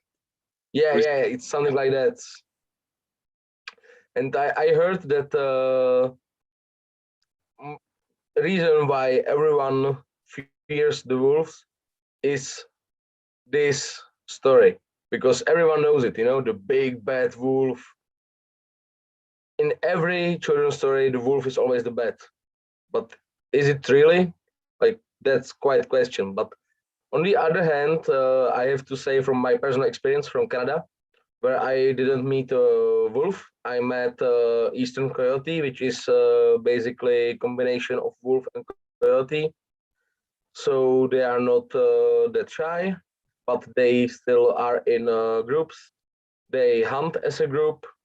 They are highly territorial and so on. And I have to say it was a problem even for the humans. Like the hunters, when they go out for a hunt for several days, they would never be in the woods, always in the battle and with them, because the coyotes would just hunt them down because of the territory, and so on.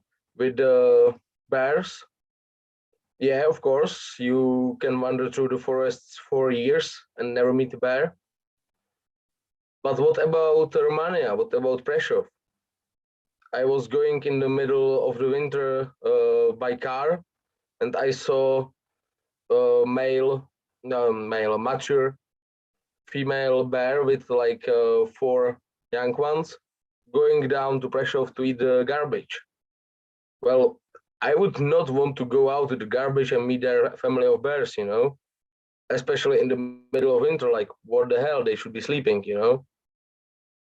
So I think that if you have higher population of the animals, of course it's not their trouble, like it's our problem because they used to go there to get food.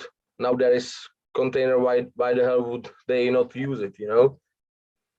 But still I think when you have too high population, it's gonna be a problem. Yeah, and we have text in the chat from Yaroslav. They have passed just brand new, just new law this year that you cannot hunt the wolf. Actually, complete big predator protection, so you cannot hunt probably even the bear. I heard just about the wolf. I'm not sure about the bear. Maybe Yaroslav can help me in that because I don't know the Slovakian law that well. Can you repeat the question, please? Sorry, I was just saying that in Slovakia they cannot hunt the wolf from this year, but I don't know if it's with the bears the same.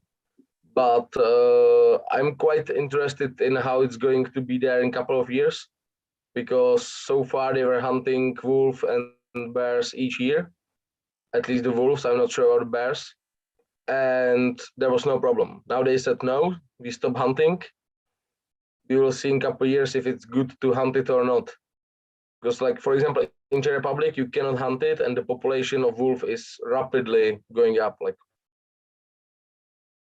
actually, I don't really feel sacred and safe about the numbers.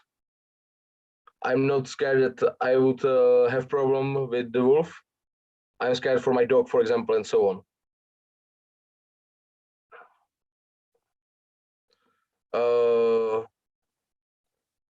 I think we can move to the last part for the benefits of the big predators, because I have said many things against them, but I haven't said anything for them. Thanks God you did something, say. Of course, it's not really good for the farmers and so on, but we can do something to help the population of these big predators and to help us against the population. Do you think it's good to have the population there so it can clean the population of other species, or you think it's not really working that way? What's your opinions? How does it work in your countries?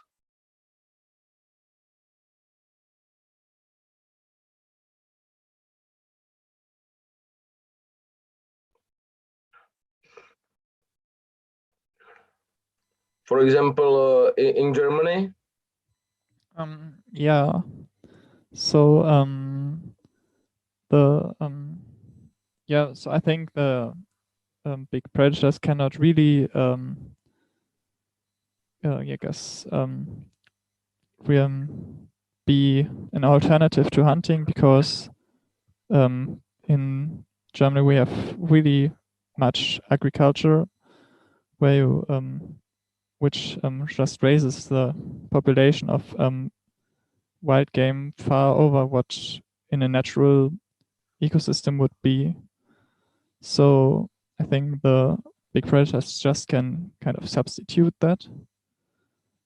And yeah, that I'm not sure.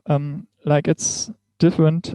Like the wolf, it came by itself to Germany, which is considered kind of better in ecologic points, because that means the population is still connected to the Baltic population of wolves, but like it cannot really reach all suitable habitats because of this, because there are sometimes unsuitable land parts in between. Like there were some projects like in center of Germany, they did re-establish the links, but they did it artificially. So that can be discussed, but it really went well in that forested area, but outside of that, there were again very many barriers that prevented the links from spreading further.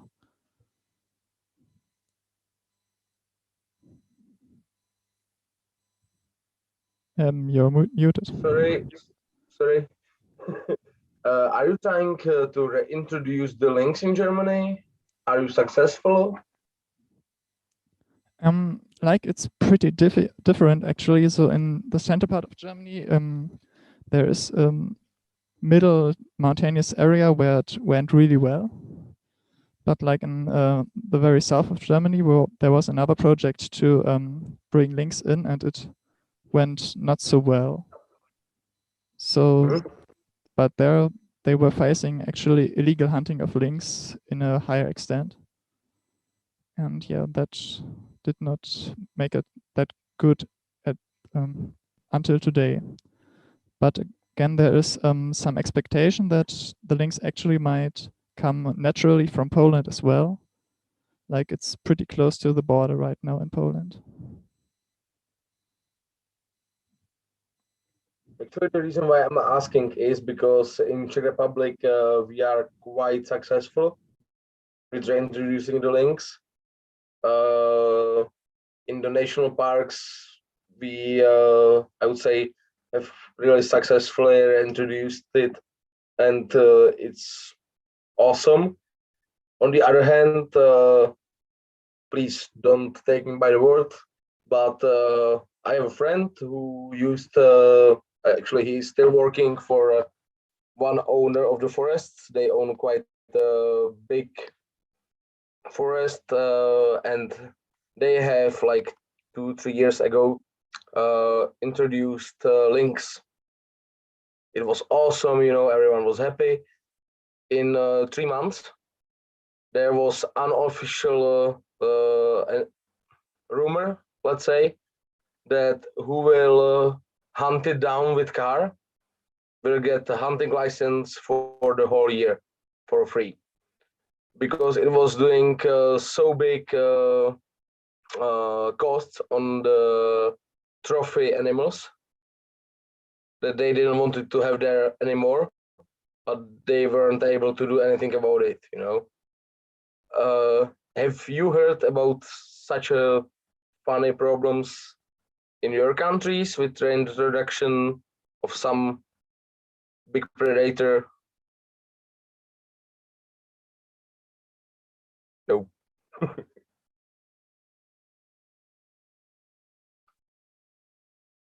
I don't know how it's in the north. Karol, if you can help me out with the introduction of such a species.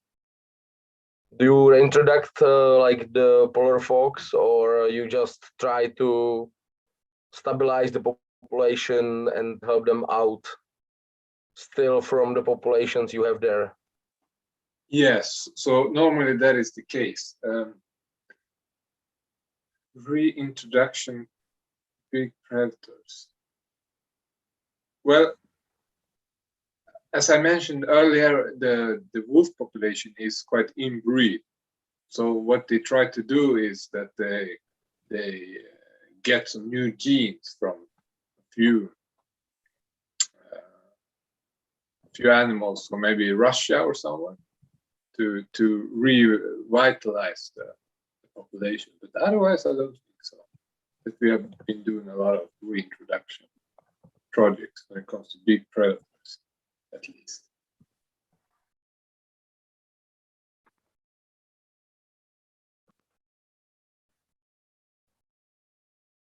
Anything from different countries? Maybe somebody else than just Karol and Julian. It's beautiful to talk the whole time, but it's just us three talking all around, so No. That's it from the discussion I've prepared. I don't know if anyone has any questions about anything connected to the Czech hunting and game management. Well, I have a last question. I realized I forgot to ask. So you mentioned that it was obligatory to feed the animals. Did I get you right? Yes. So, and as It's I given by understand law. It seems like maybe it's from the communist era, but in the Czech Republic, you really want to grow a large stock, I don't know, of game, so you can use them also as a feed resource. Yes and no. Like the thing is that you don't want, like, the main reason for feeding is that you don't want the animals to suffer. In my opinion, I would rather hunt down 10, 20, 30 pieces of, for example, deer, than to let one deer to die because of hunger. If you understand. Because if the animal is dying from hunger, it's bad for it. It catches some disease, it's weak, it's not good. If you hunt it with a rifle and you aim good, it's question of 10 seconds, not weeks. So at least for me, there is that reason for feeding, and I think it's good to feed the animals because of that reason. Anything else, anyone? Looks like probably no. Did you like the video? Did you like the discussion? It was interesting. I learned many things actually, so it was very interesting. I'm glad to hear that. I guess for Julian, it wasn't anything new, but I hope you learned something as well. Yeah, really was interesting, especially to hear what Carl was saying about Sweden. Yeah, for me as well, because I don't know that much about that. So if there is no other questions, no other topics, no other interests, I think we are done. Yeah, So thanks now for is the presentation. Okay, You're welcome. Thank you. Thank you very much for the presentation. And there is actually one more point in our program, and that is our daily Kahoot quiz. So if you are interested in a quiz, I will ask Misha to share, or Mara has to stop the screen sharing first, and then Misha can share the game. Done. Okay, cool. So yeah, if anyone haven't played Kahoot with us, I can like briefly talk about it in meantime before Misha shares her screen. So just find kahoot.it on your internet browser or mobile phone, and then we will share a code with you. You will just type it here and yeah, and play with us.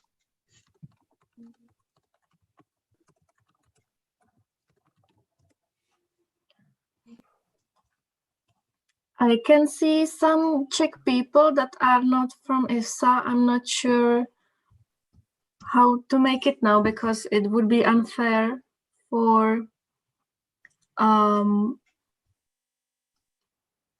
the IFSA foreign members because it's questions about Czech. So you know what I want to say? Yeah, so excuse me, I will now switch to Czech for 10 seconds. Já bych chtěl poděkovat všem, kteří se přišli podívat. Tímto teda diskuzi končíme, teďka už bude jenom Kahoot quiz pro oficiální členy a tímto vám děkujem. Což samozřejmě můžete se dívat dál, jenom ten kvíz bude pro ty cizí účastníky, protože oni v průběhu měli sledovat nějaké příspěvky a tak dále, chodili jim různé e-maily a šlo o to, aby dávali pozor a vlastně potom bude ten kvíz, takže jestli jste se chtěli účastnit, tak se omlouváme, ale děkujeme vám za tu účast dnešní. Okay, I think we can move to Kahoot.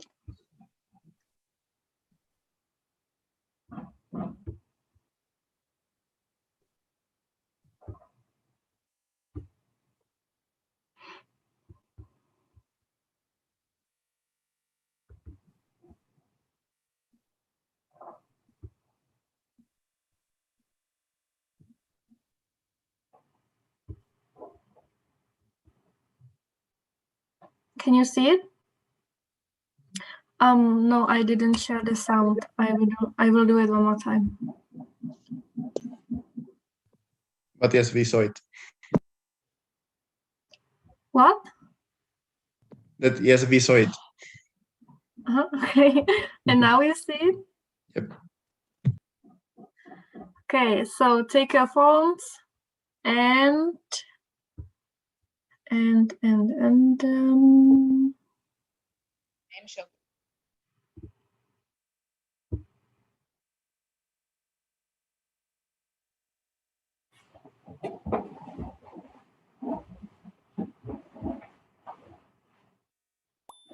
yeah, now you can join.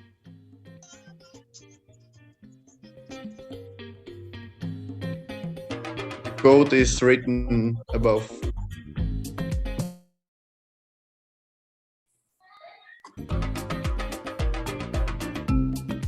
No, I cannot.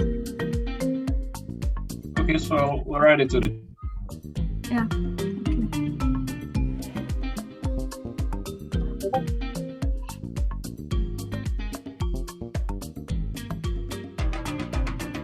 Edge, are you there? Okay. Yep, I am. So, I guess all of you will win today. Yeah, 3 people. I'm so excited. Wonderful. It will be in the first 3, isn't it? But you deserve it, guys. So. But as I know you will not be in the first 3, even if you are just 3. Huh? Maybe. Sorry.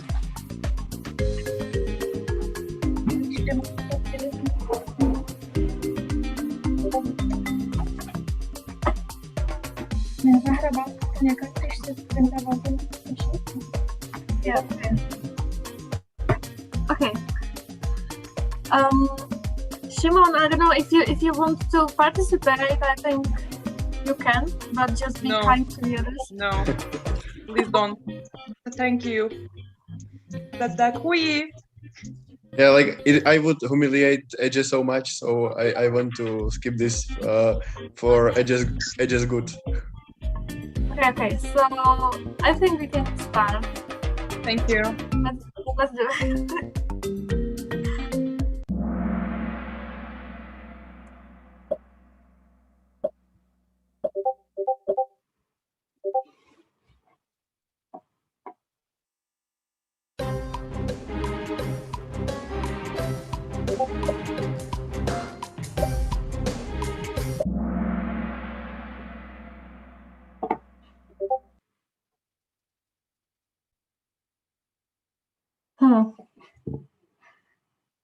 Why there is 0? Because no one answered correctly.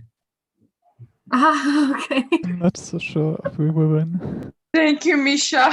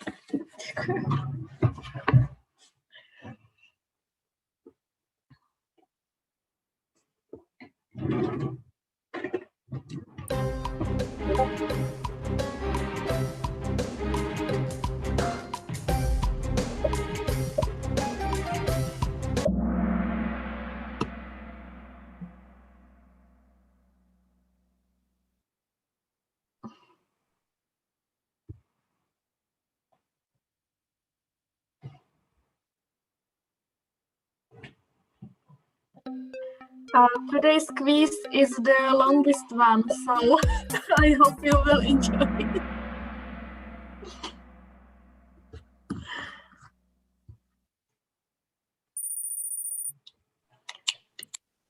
AJ, what the hell? It's quite No, embarrassing. I mean, that wasn't the purpose. I didn't click on anything.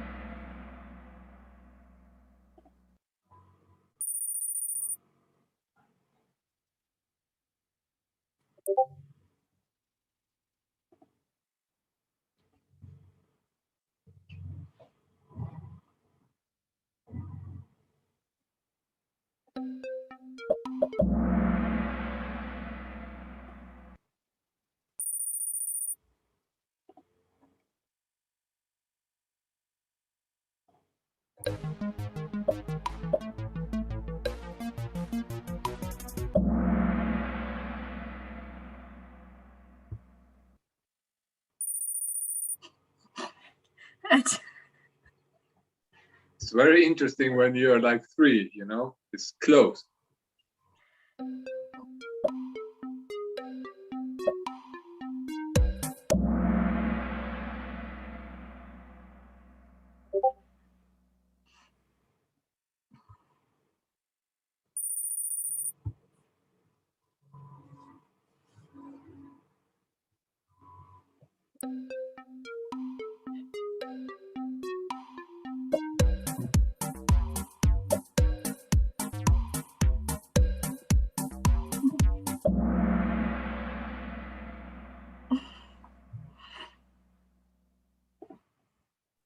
Okay.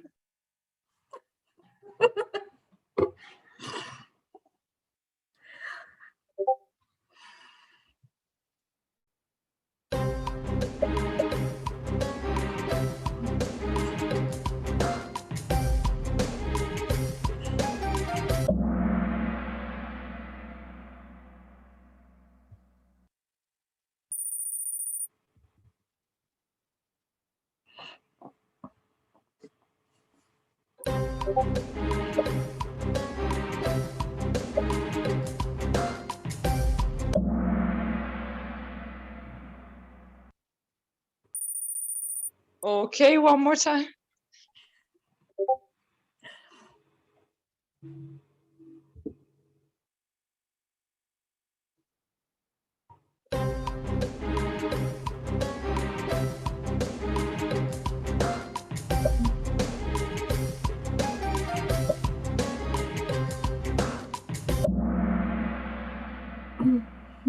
Wow, thank you for the right answer.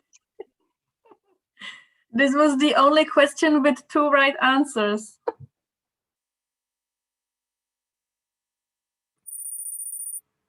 Or correct answers.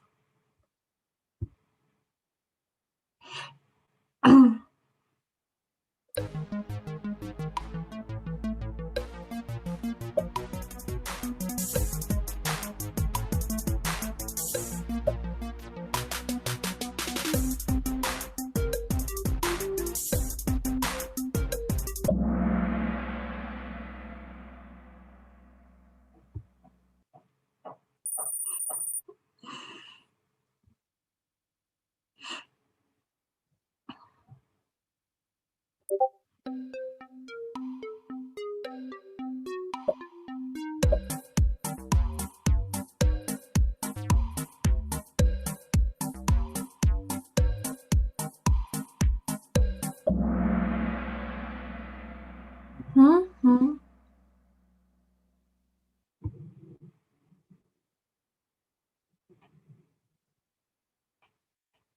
Last question.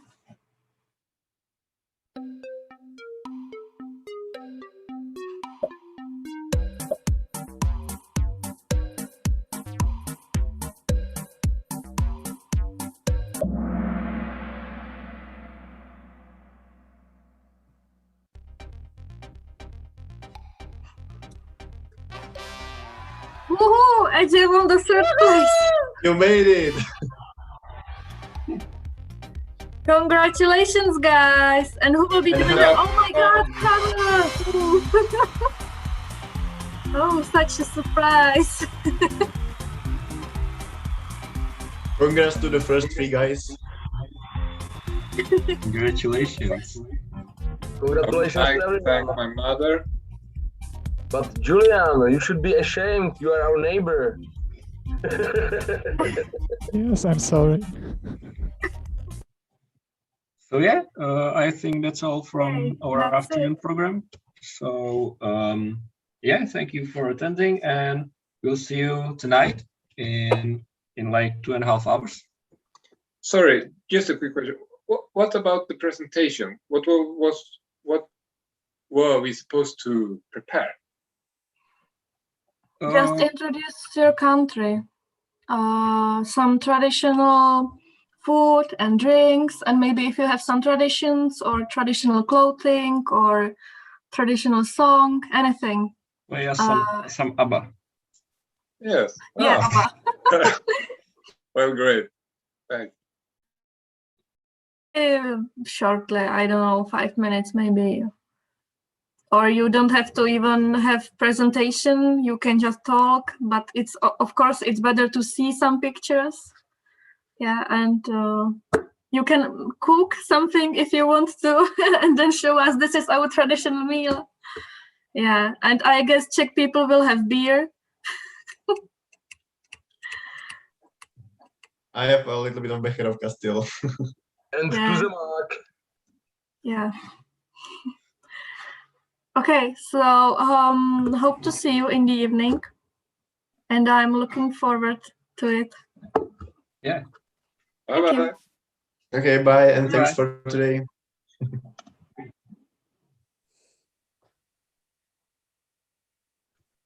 Bye, everyone. Thank you. Bye bye.